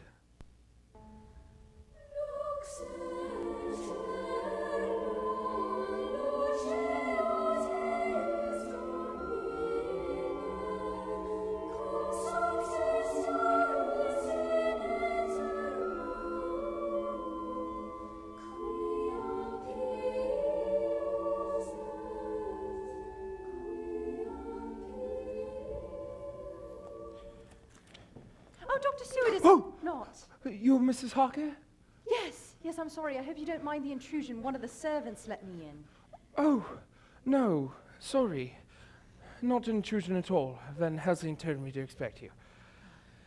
He will be joining us tonight, along with Quincy Morris and Lord Godalming, or Arthur, as you knew him from Lucy. Is your husband here as well? He will be later. He's currently making arrangements at work, so he may direct all his energies into the cause at hand. Is this a phonograph? I've never seen one before. Yes. I keep my diary in it. Well, I speak into it and it records the sound for me. Oh, beats even shorthand. May I hear it say something? Oh, certainly. Oh, well, the fact is, it is entirely, or almost entirely, about my cases. It may be awkward, that is... You helped to attend dear Lucy at the end. Let me hear how she died. I shall be very grateful. Tell you of her death? Not for the wide world. Well, why not? Dr. Van Helsing gave you my diary to read, didn't he? And my husband's. Allow me to do the same with yours. Let me copy it out on the typewriter. No! No! Not for the wide world would I let you know that terrible story! Please, Dr. Seward. She was very, very dear to me. As I know she was to you. No! No, I cannot! Why not? Because I cut off her head!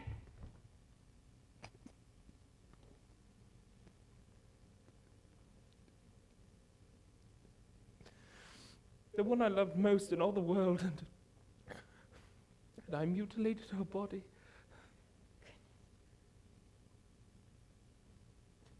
After her death, her true death, Van Helsing sent the others away and had me sever her head and fill her mouth with garlic. Dear God. The story I've recorded here is a painful one. I cannot allow you to share in my suffering. But you must. Must? But why? Because in the struggle which we have before us to rid the earth of this monster, we must have all the knowledge and all the help in which we can get. Allow me to listen and listen in full, and I promise I will cast no judgment. You were a true friend to Lucy, right through the very end.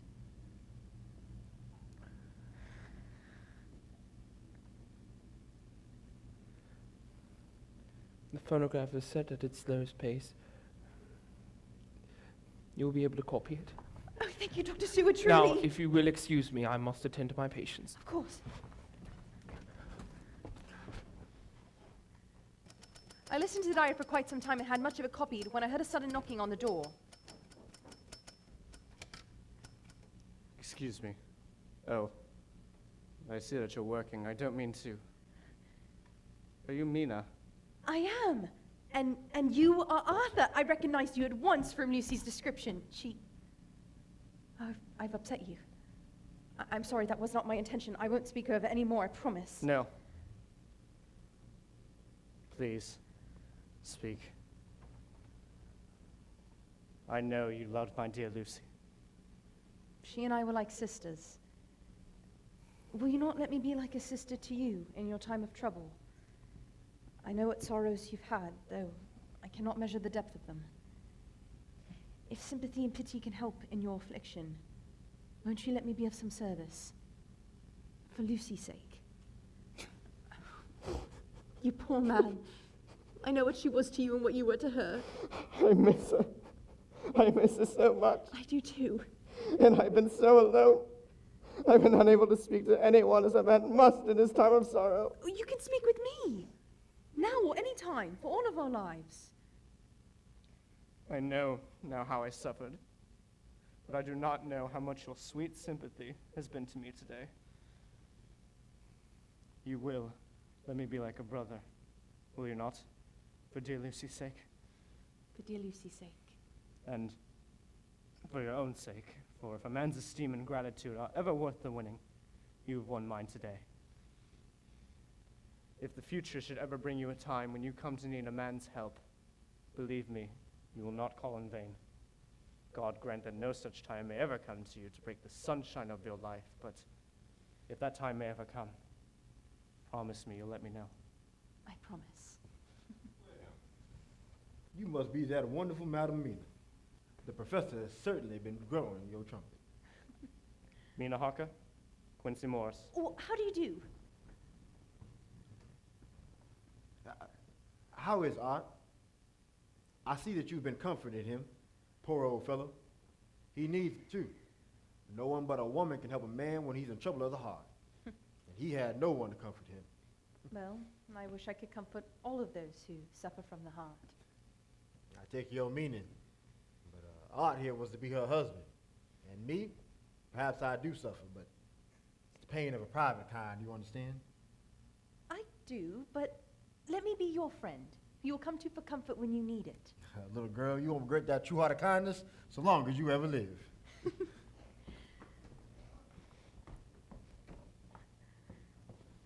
I finished the copy in time to catch Dr. Seward at the end of his rounds. Carfax. What? The house next door to yours is called Carfax. Yes? Dr. Seward, that's the house my husband sold to the Count. The patient Renfield. She tried on more than one occasion to escape to that house, always speaking of master. Well, it seems that Miss Renfield's outbursts are linked in some way with the proximity of the Count. Dr. Seward, do let me see her. I believe she may have a part to play in unraveling this mystery before us. Follow me.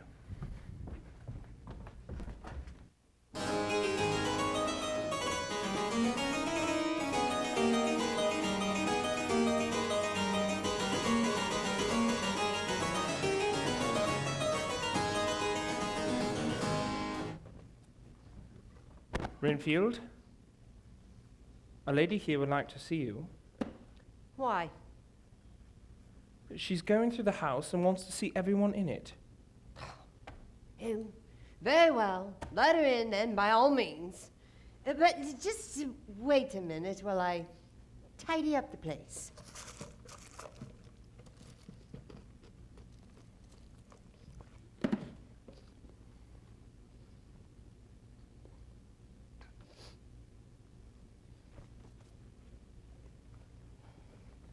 Let the lady come in.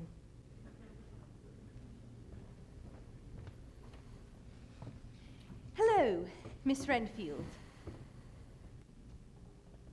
You're not the girl the doctor wanted to marry, are you? You can't be, you know, for she's dead. No, I have a husband of whom I was married before I ever saw Dr. Seward, or he me. I am Mrs. Harker. Then what are you doing here? Well, my husband and I are staying with Dr. Seward. Then don't stay. Why not? How did you know I wanted to marry anyone? Now, what an asinine question. I don't see that at all, Miss Renfield. You will, of course, understand, Mrs. Harker, that when a man is so loved and honored as our host is, everything regarding him is of interest to our little community. Ah. Just as everything regarding yourself is of interest to him. Yes, quite.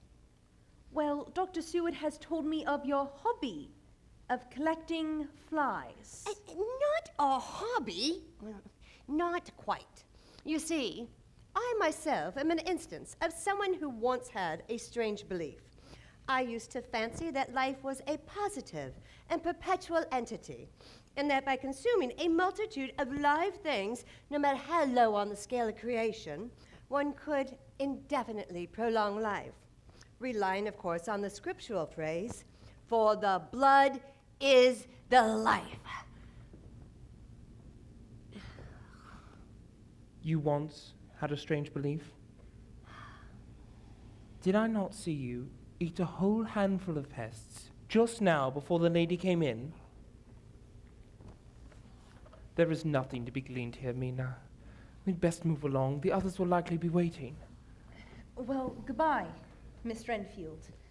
I hope to see you often under conditions more pleasant to yourself. Goodbye, my dear. I pray God I may never see your sweet face again. May He bless and keep you.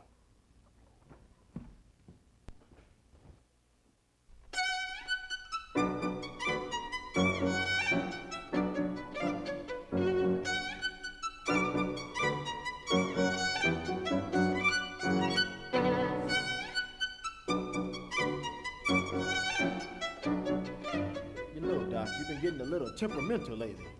You sure you don't have a bit of a hide situation we should worry about? You know how you doctors can get. Oh, boy, especially doing that transfusion. I've never seen a doctor so angry. Ah, friend Jonathan, come and join us. Here we have friend Quincy Morris. Pleasure. And this is Lord Godalming. It still seems like my father's name. Please, call me Arthur. Pleasure to meet you both. Here is the typewritten copy of my friend John's diary, so wonderfully prepared by your wife. Oh, that Madam Mina, she has man's brain, a brain that a man should have were he much gifted, and woman's heart. The good God fashioned her for a purpose, believe me, when he made that so good combination. Up to now, fortune has made her of help to us, but after tonight, she must not have to do with this so terrible affair. What? Why? The work we must do. There's no part for a woman. I mean, even if she not be harmed, her heart may fail her in so many horrors, and hereafter she may suffer, both in waking from her nerves and in sleep from her dreams. Of course I don't wish for my wife to join us in the hunting of the Count, but surely you don't mean leaving her out entirely. I do. But sir, it was Mina who compiled all of the documents. The reason tonight's meeting is able to happen at all. My decision is final. So I am not even to tell her of any of our work. But Professor, I must. There are no secrets between Mina and myself. For a short while there will be. Nay, there must be. Madam Mina, come and sit beside me so that we may begin.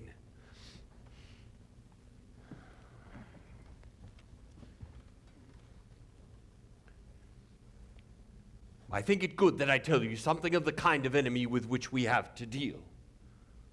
There are such beings as vampires, vile creatures that live on for ages by drinking the blood of the living. Some of us have evidence that they exist. Even had we not the proof of our own unhappy experience, the teachings and records of the past give proof enough for sane peoples. The vampire which is amongst us is so strong in person as 20 men, as friend Jonathan witnessed when the vampire shut the door against the wolves. He can transform himself to bat, as friend John saw him fly from the patient Renfield at this so near house. He can within his range direct the elements, the storm, the fog, the thunder. How then are we to begin our strike to destroy him? All we have to go upon are traditions and superstitions. These do not at the first appear much when the matter is of life and death. Nay, of more than either life or death. For to fail here is not death to us. It is that we become foul things of the night as him, preying on the bodies and souls of those we love best. To us forever are the gates of heaven shut. But we are face to face with duty, and in such case must we shrink? What say you?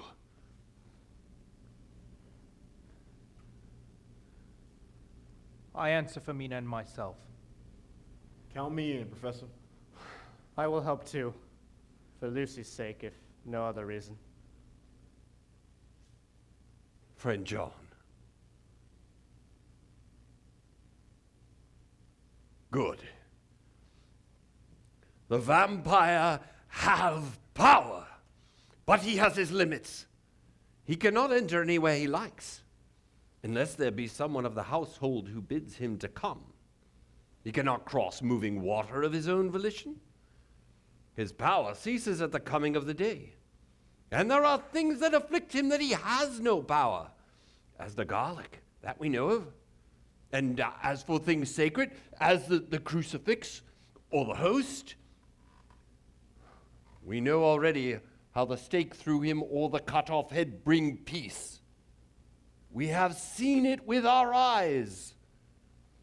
Thus, when we find the habitation of this man that was, we can confine him to his coffin and destroy him. We know from the diary of Jonathan that from the castle to Carfax came 3 boxes of earth. The vampire can only rest on the soil in which he was buried. Sorry. I fear I've alarmed you. It was an idiotic thing of me to do, and I beg your pardon, Miss Harker, most sincerely. But the fact is, while the professor was talking, there came a big bat flying around outside. And it kept flying back and forth in front of the window, and after what the professor said, I felt I should take no chances. But did you hit it? I don't know. I fancy not. It flew back into the woods. I'm sorry. Go on, Professor.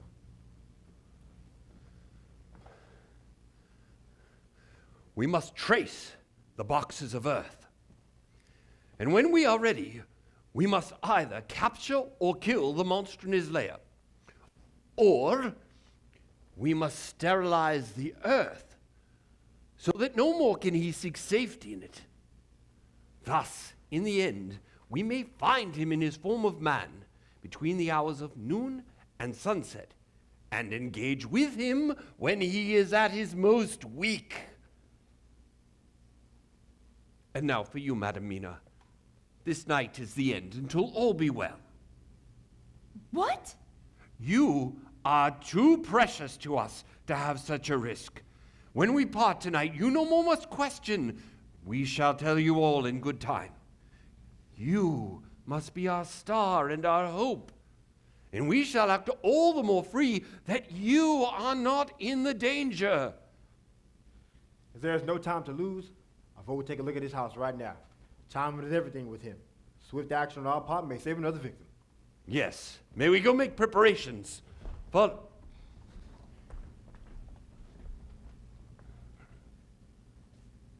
I tried convincing them otherwise. It's I didn't. all right. It's all right. Go. Do your duty.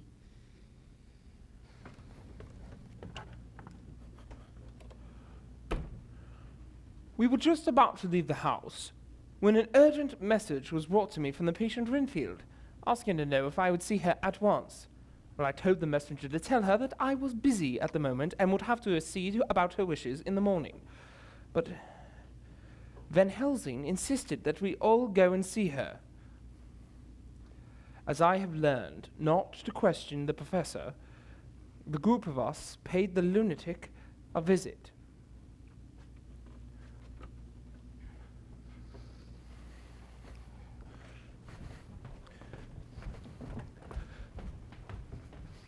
Oh, Doctor, so good of you to come. Yes, RENFIELD. What do you need? I ask that you release me from this asylum and send me home at once. What? I am cured. I have made a full recovery, as you can very well see. I'm not sure I do see it, RENFIELD. Well, then I appeal to your friends. They will perhaps not mind sitting in judgment on my case. By the way, you have not introduced me. This is Lord Godalming, Quincy Morris of Texas, and Professor Van Helsing of Amsterdam. Gentlemen, Miss RENFIELD. Lord Godalming, I once had the honor of serving your father at the Wyndham. I grieve to know by your holding the title that he is no more.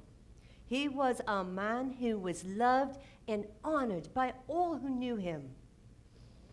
Mr. Morris, you should be proud of your great state. Its reception into the Union is a precedent which may have far-reaching effects hereafter, when the poles and the tropics may hold alliance to the stars and stripes. What shall one say at her pleasure at meeting Van Helsing? Sir, I make no apology for dropping all forms of conventional prefix. When an individual has revolutionized therapeutics by his discovery of the continuous evolution of brain matter, well, conventional forms are unfitting, for they would seem to limit him to one of a class. You gentlemen, who by heredity, nationality, or the possession of natural gifts, are fitted to hold your respective places in the moving world. I take to witness that I am as sane as at least the majority of those who are in full possession of their liberties. And I am sure that you, Dr. Seward, will deem it a moral duty to deal with me as one as under exceptional circumstances. Well, you do seem to be improving rather rapidly. I will have a longer chat with you in the morning, and we may discuss your discharge then. But Dr. Seward, I desire to go at once. Here, now, this very hour, this very moment, if I may. Can you tell us frankly your reason for wishing to be free tonight? I am cured. Your real reason. I will undertake that if you will satisfy even me, a stranger, without prejudice and with the habit of keeping an open mind, Dr. Seward will give you, at his own risk and on his own responsibility, the privilege you seek. No. Come, bethink yourself. You claim the privilege of reason in the highest degree, since you seek to impress us with your complete reasonableness. You do this, whose sanity we have reason to doubt, as you are not yet released from medical treatment for this very defect. If you will not help us in our effort to choose the wisest course, how can we perform the duty which you yourself put upon us? Be wise and help us, and if we can, we shall aid you to achieve your wish. Dr. Van Helsing, I have nothing to say. Your argument is complete. And if I were free to speak, I should not hesitate a moment. But I am not my own master in the matter. I can only ask that you trust me. Should I be refused, the responsibility does not rest with me. Come, my friends. We have work to do. Good night, Renfield. Let me entreat you, Dr. Seward. Oh, let me implore you to let me out of this house at once. You don't know what you do by keeping me here. I am speaking from the depths of my heart, of my very soul. You don't know who you've wronged or how, and I may not tell. But please, for the sake of the Almighty, let me out of this and save my soul from guilt. Can't you hear me, man? Can't you understand? Let me go! Let me go! Let me go! No more of this! We've had quite enough already! Now, get yourself to sleep and try to behave more discreetly. Professor! You will. I trust Dr. Seward. Do me the justice to bear in mind later on that I did what I could to convince you tonight.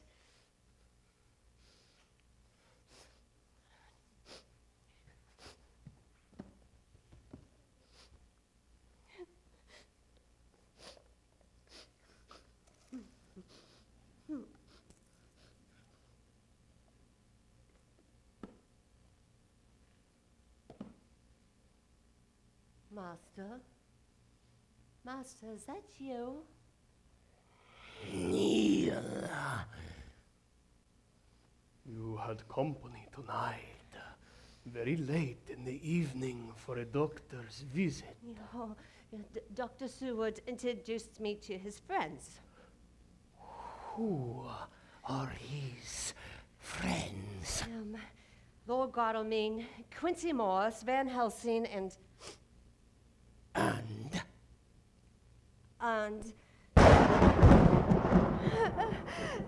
MINA, my master. MINA? Yes, master. A young lady staying here with the doctor. Master? You will invite me inside. Oh, master, I didn't. You live to serve me. Invite me inside. You're going to take that poor woman, aren't you? And make her like you. It is my purpose. I won't let you. You will do as I command.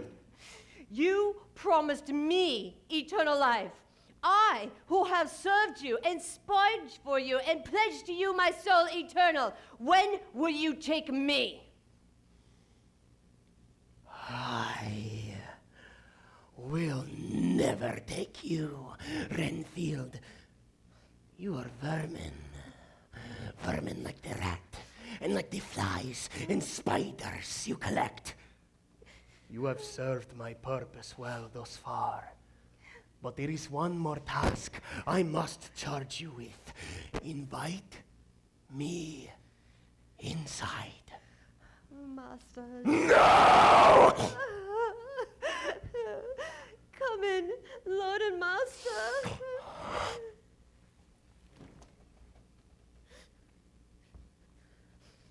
You disappoint me, RENFIELD. Your heart betrays me, even though it is mine. I could never betray you, Master. This be true, if only because you are too weak to challenge me. Were it feasible, you would try to save the little lady without pity or jealousy or some Sick notion for him or justice. You will never join me in my kingdom. You are alone in this world and none shall mourn you. Say goodbye to your flies.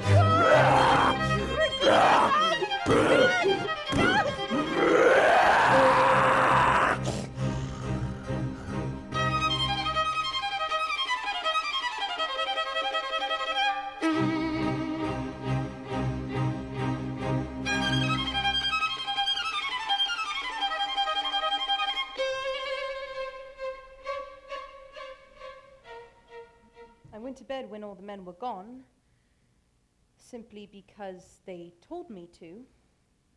I wasn't sleepy, but Dr. Seward was kind enough to make me a sleeping draught, which I can feel starting to take effect. The men have all gone to the house next door, the monster's lair. That is the final scrap of knowledge I shall receive of their endeavor, which used to be our endeavor. It is difficult being kept in the dark. I'm filled with such anxiety for Jonathan and for all these men who are now so dear to me. Who knows what dangers await them tonight? It seems that you are the one who'll be in danger tonight, my sweet. You foul, evil... No. That is no way for a little lady to speak to a man of my eminence. That was for Lucy. Ah, yes. You must be Wilhelmina. My Lucy told me about you. She's not your Lucy. She's with the angels now, and you are lower than the dirt! Not lower, my sweet, but higher. Just higher. I am free to walk upon the dirt for millennia, building my power, building my kingdom, and you, Wilhelmina, will join me for the ages as my bride. Never! And now, your blood flows through these my veins. It's not right! It's not fair! How true. Why must it be that I taste you and you not taste me? Drink. You will drink of my blood and become with me one. This baptism be your first step in your becoming my bride. Drink. Drink full and as much as you please. Good. Back! Stop this now! Get here! I'll cut off his evil head! You fools! I am stronger than 20 of you men, and I have the night on my side. Oh, but in daytime you'll be weak. And now you got a place to go back and rest. So you've been to my house, and you think to frighten me, you with your pale faces all in a row, like sheep in the butchers. You shall be sorry yet, each one of you. You think you have left me without a place to rest, but I have another. My revenge has just begun. I spread it over centuries, and time is on my side.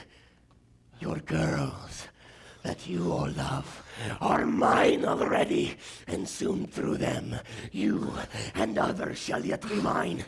My creatures, to do my bidding and be my jackals when I want to feed.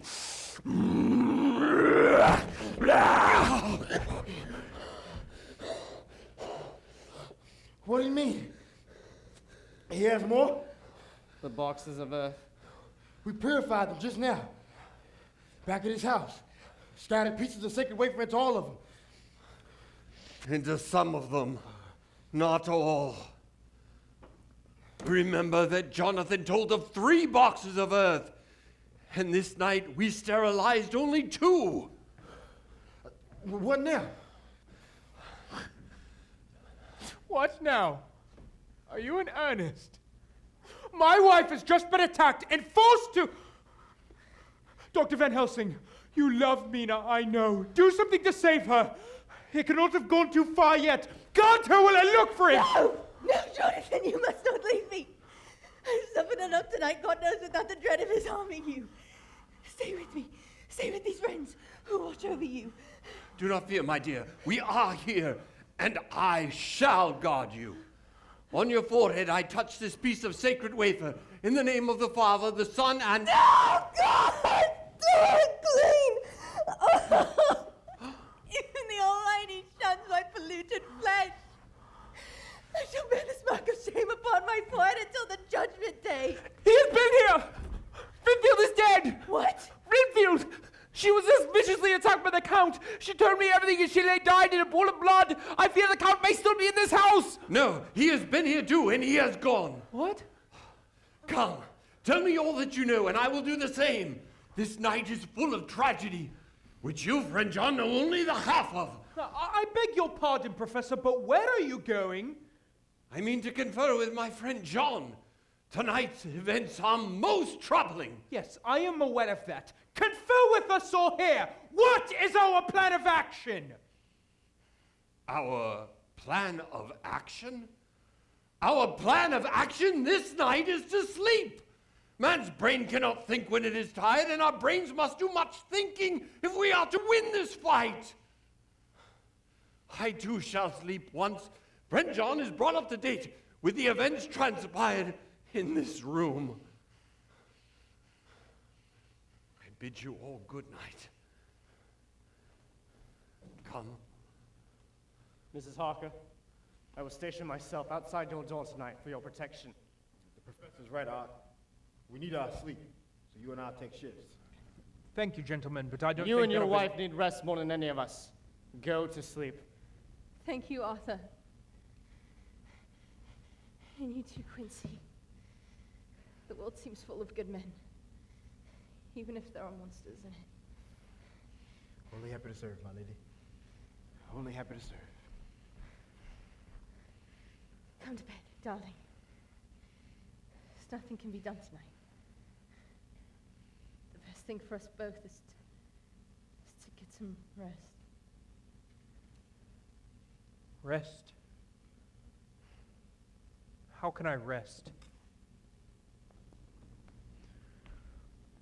The professor means well, and God knows Mina does too, but I am simply too overwhelmed with anxiety to sleep. I laid awake all night long, waiting to strike should the Count dare return. Then suddenly, just before sunrise, Mina woke with a start, asking to see Van Helsing at once. What am I to do for you? At this hour, you do not want me for nothings. I want you to hypnotize me. Do it before the dawn, for I feel that then I can speak, and speak freely. Be quick, for the time is short. Sit up. Look straight ahead. Doctor, are you sure Get the others. We may have new light by sunrise.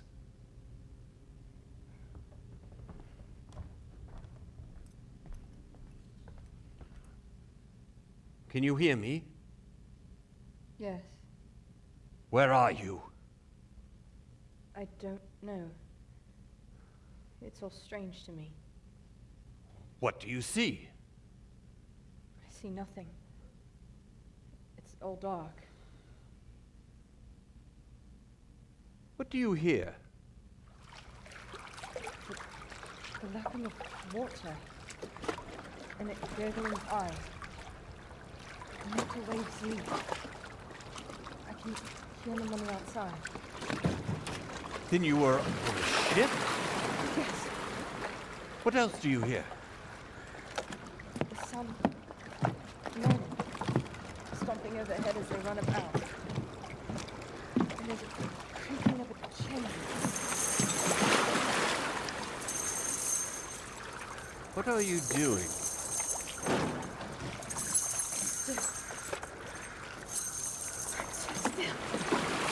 It's like dead. Oh! What does this mean? Has she seen into the Count's mind? Into his mind and into his eyes and ears as well.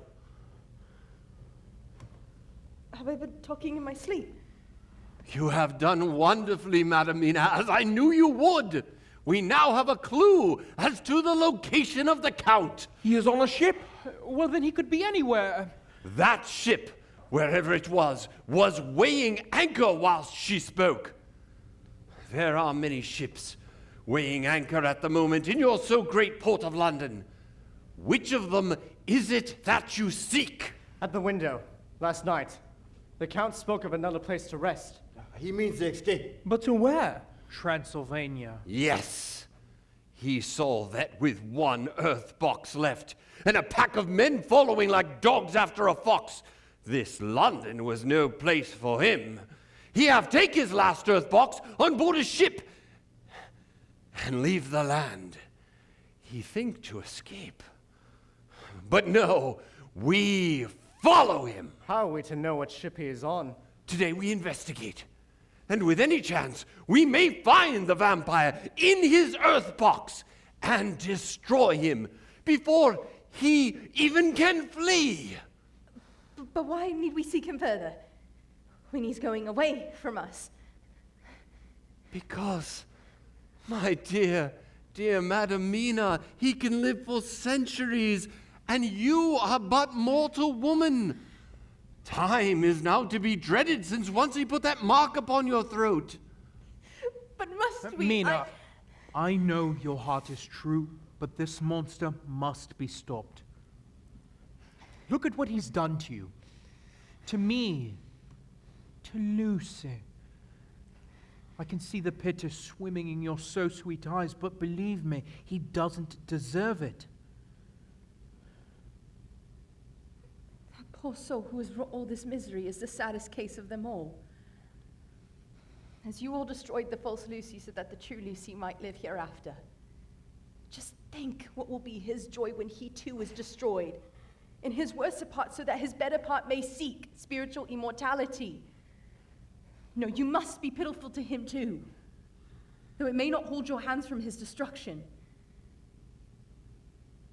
I say this knowing I may one day need your pity too.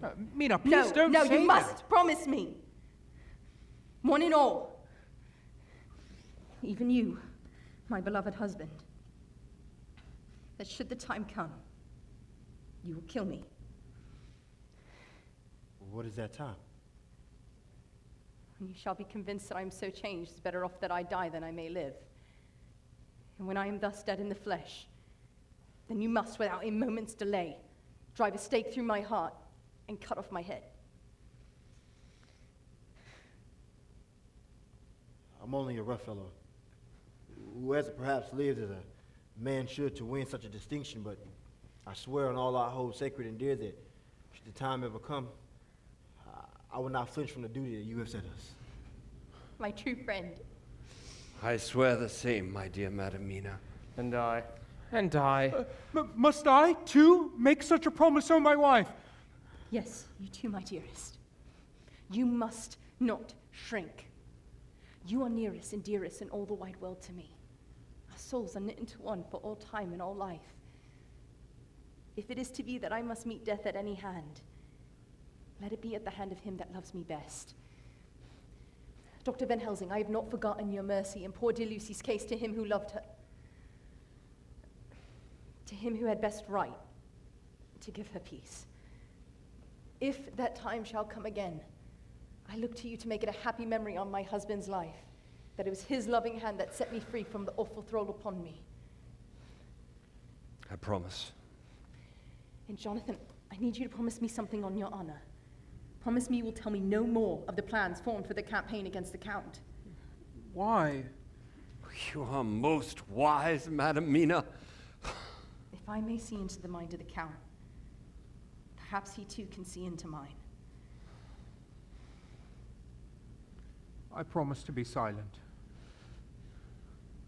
Well, now the sun is up, and there is work must be done.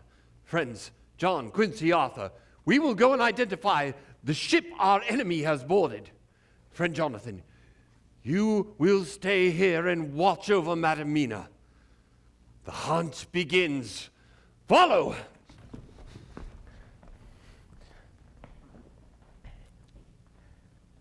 We were too late to find the Count's ship in harbor. But we were able to identify it. He sails on board the Tsarina Catherine, headed for Varna, the same Russian port from which he sailed to London back when all our troubles were only beginning. It seems an age since then, but I feel we are near the end. If we leave now and travel by land, we should arrive at the port before the Count. So, we make the arrangements to travel to Varna by train. To stay one step ahead of the Count, I requested daily telegrams from the port of Varna as to inform us the arrival status of Tsarina Catherine. To prepare for our journey, we arm ourselves against evil things, both spiritual and physical. I understand the Count comes from Wolf Country, and it may be he shall get there before us. I propose we add Winchesters to our armament. Armed and ready, we boarded the Orient Express and arrived in Varna with time to spare before it's even possible for the Count's ship to arrive. Mina is kept in the dark, but every day at sunrise and sunset, Dr. Van Helsing hypnotizes her. All is dark. I can hear the waves lapping against the ship. As the days pass, Van Helsing and I both observe that Mrs. Harker's condition is worsening. Her teeth are some sharper, and she sleeps so much of the time. Even at sunrise and sunset, she is not her old self, though she still reports. Darkness, lapping waves. A whole week of waiting. Every day the telegram reads the same. Not yet reported. I'm beginning to feel restless and uneasy. The hardest part about any hunt has got to be the waiting. In the meantime, we practice with our weapons. Harker has been brandishing a cookery knife. I want to be ready. For the moment I see the Count's evil face, I shall sever his head from his body. I lie awake most nights in anticipation. I'm growing concerned that the Count has not yet arrived. Barring some storm or other complication, he should be arriving today. I fear that he's eluded us and already landed in the port. But Van Helsing insists that he's still at sea. Darkness, waves. Finally, news, though not what we had hoped for or expected. Tsarina Catherine reported entering Galatz at 1 o'clock today. We've been waiting at the wrong port. Without a second to lose, we boarded the next train for Galatz. Since we'll arrive before sunset, we may have a chance of catching him before he get outside his earth box. The journey from the port of Galatz to Castle Dracula is a long one, and there are several routes he might take. When our train arrived, our little group split up in order to have the best chance we could of finally catching the devil. Arthur and I travel by water, ordering his steam launch to follow the Tsarina Catherine into port. Harker and I take horses along the bank, lest by chance the box is taken onto land.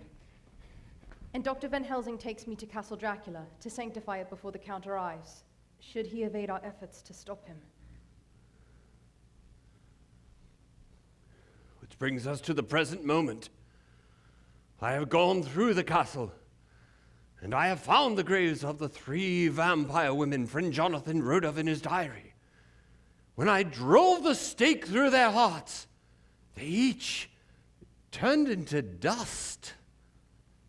In the chapel, there was a great tomb on which was engraved a single word, Dracula. I placed a piece of the sacred wafer inside, forever sealing it off from being used for the monster's purposes. Madam Mina is sleeping now. I fear for her. But should those so brave men I call my friends succeed in their task of capturing that earth box, I shall be ready, with stake in hand, to do what must be done to save her life and all. But lo, the sun is already setting. I fear the worst. What has happened? Quincy's been shot! My God! These gypsies, they're driving the cart that carries the earth box. We had to fight with them to get a hold of it. Did you get it in one of the others? Art and Seward are close behind. No doubt they'll manage to capture it, but we must be ready with the stake when they arrive. You first let me do it. No, Please, you sir, must please. rest. I can feel myself fading away. If I have to die, I want to die content in the knowledge that I've been of some cause to this service and to you, my friends. Please. Thank you. Quickly! We've taken off the lid. The sun is setting! Do it, now! Oh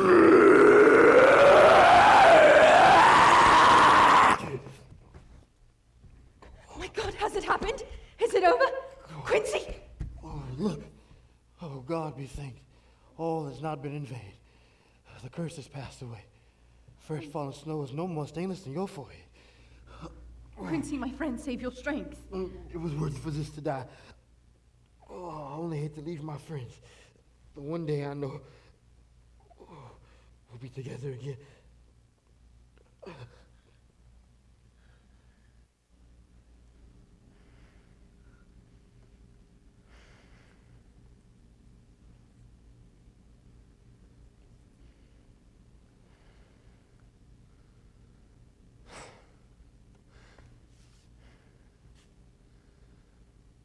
So the king vampire has turned to dust. This is cause for celebration, no? I should say so. Well, it is not so. 3 other vampires have I found in this castle, and God only knows how many more our Count Dracula have infected over the ages. This fight is just begun, and we are but the first to go down this path. None shall believe us. And we shall make them believe. With your so good diaries, we recruit more vampire hunters, and we rid the world of these monsters for all time. Yes! Friend Arthur, help me to lift our fallen hero. It would not be right to leave him here in this place of such pain and horror.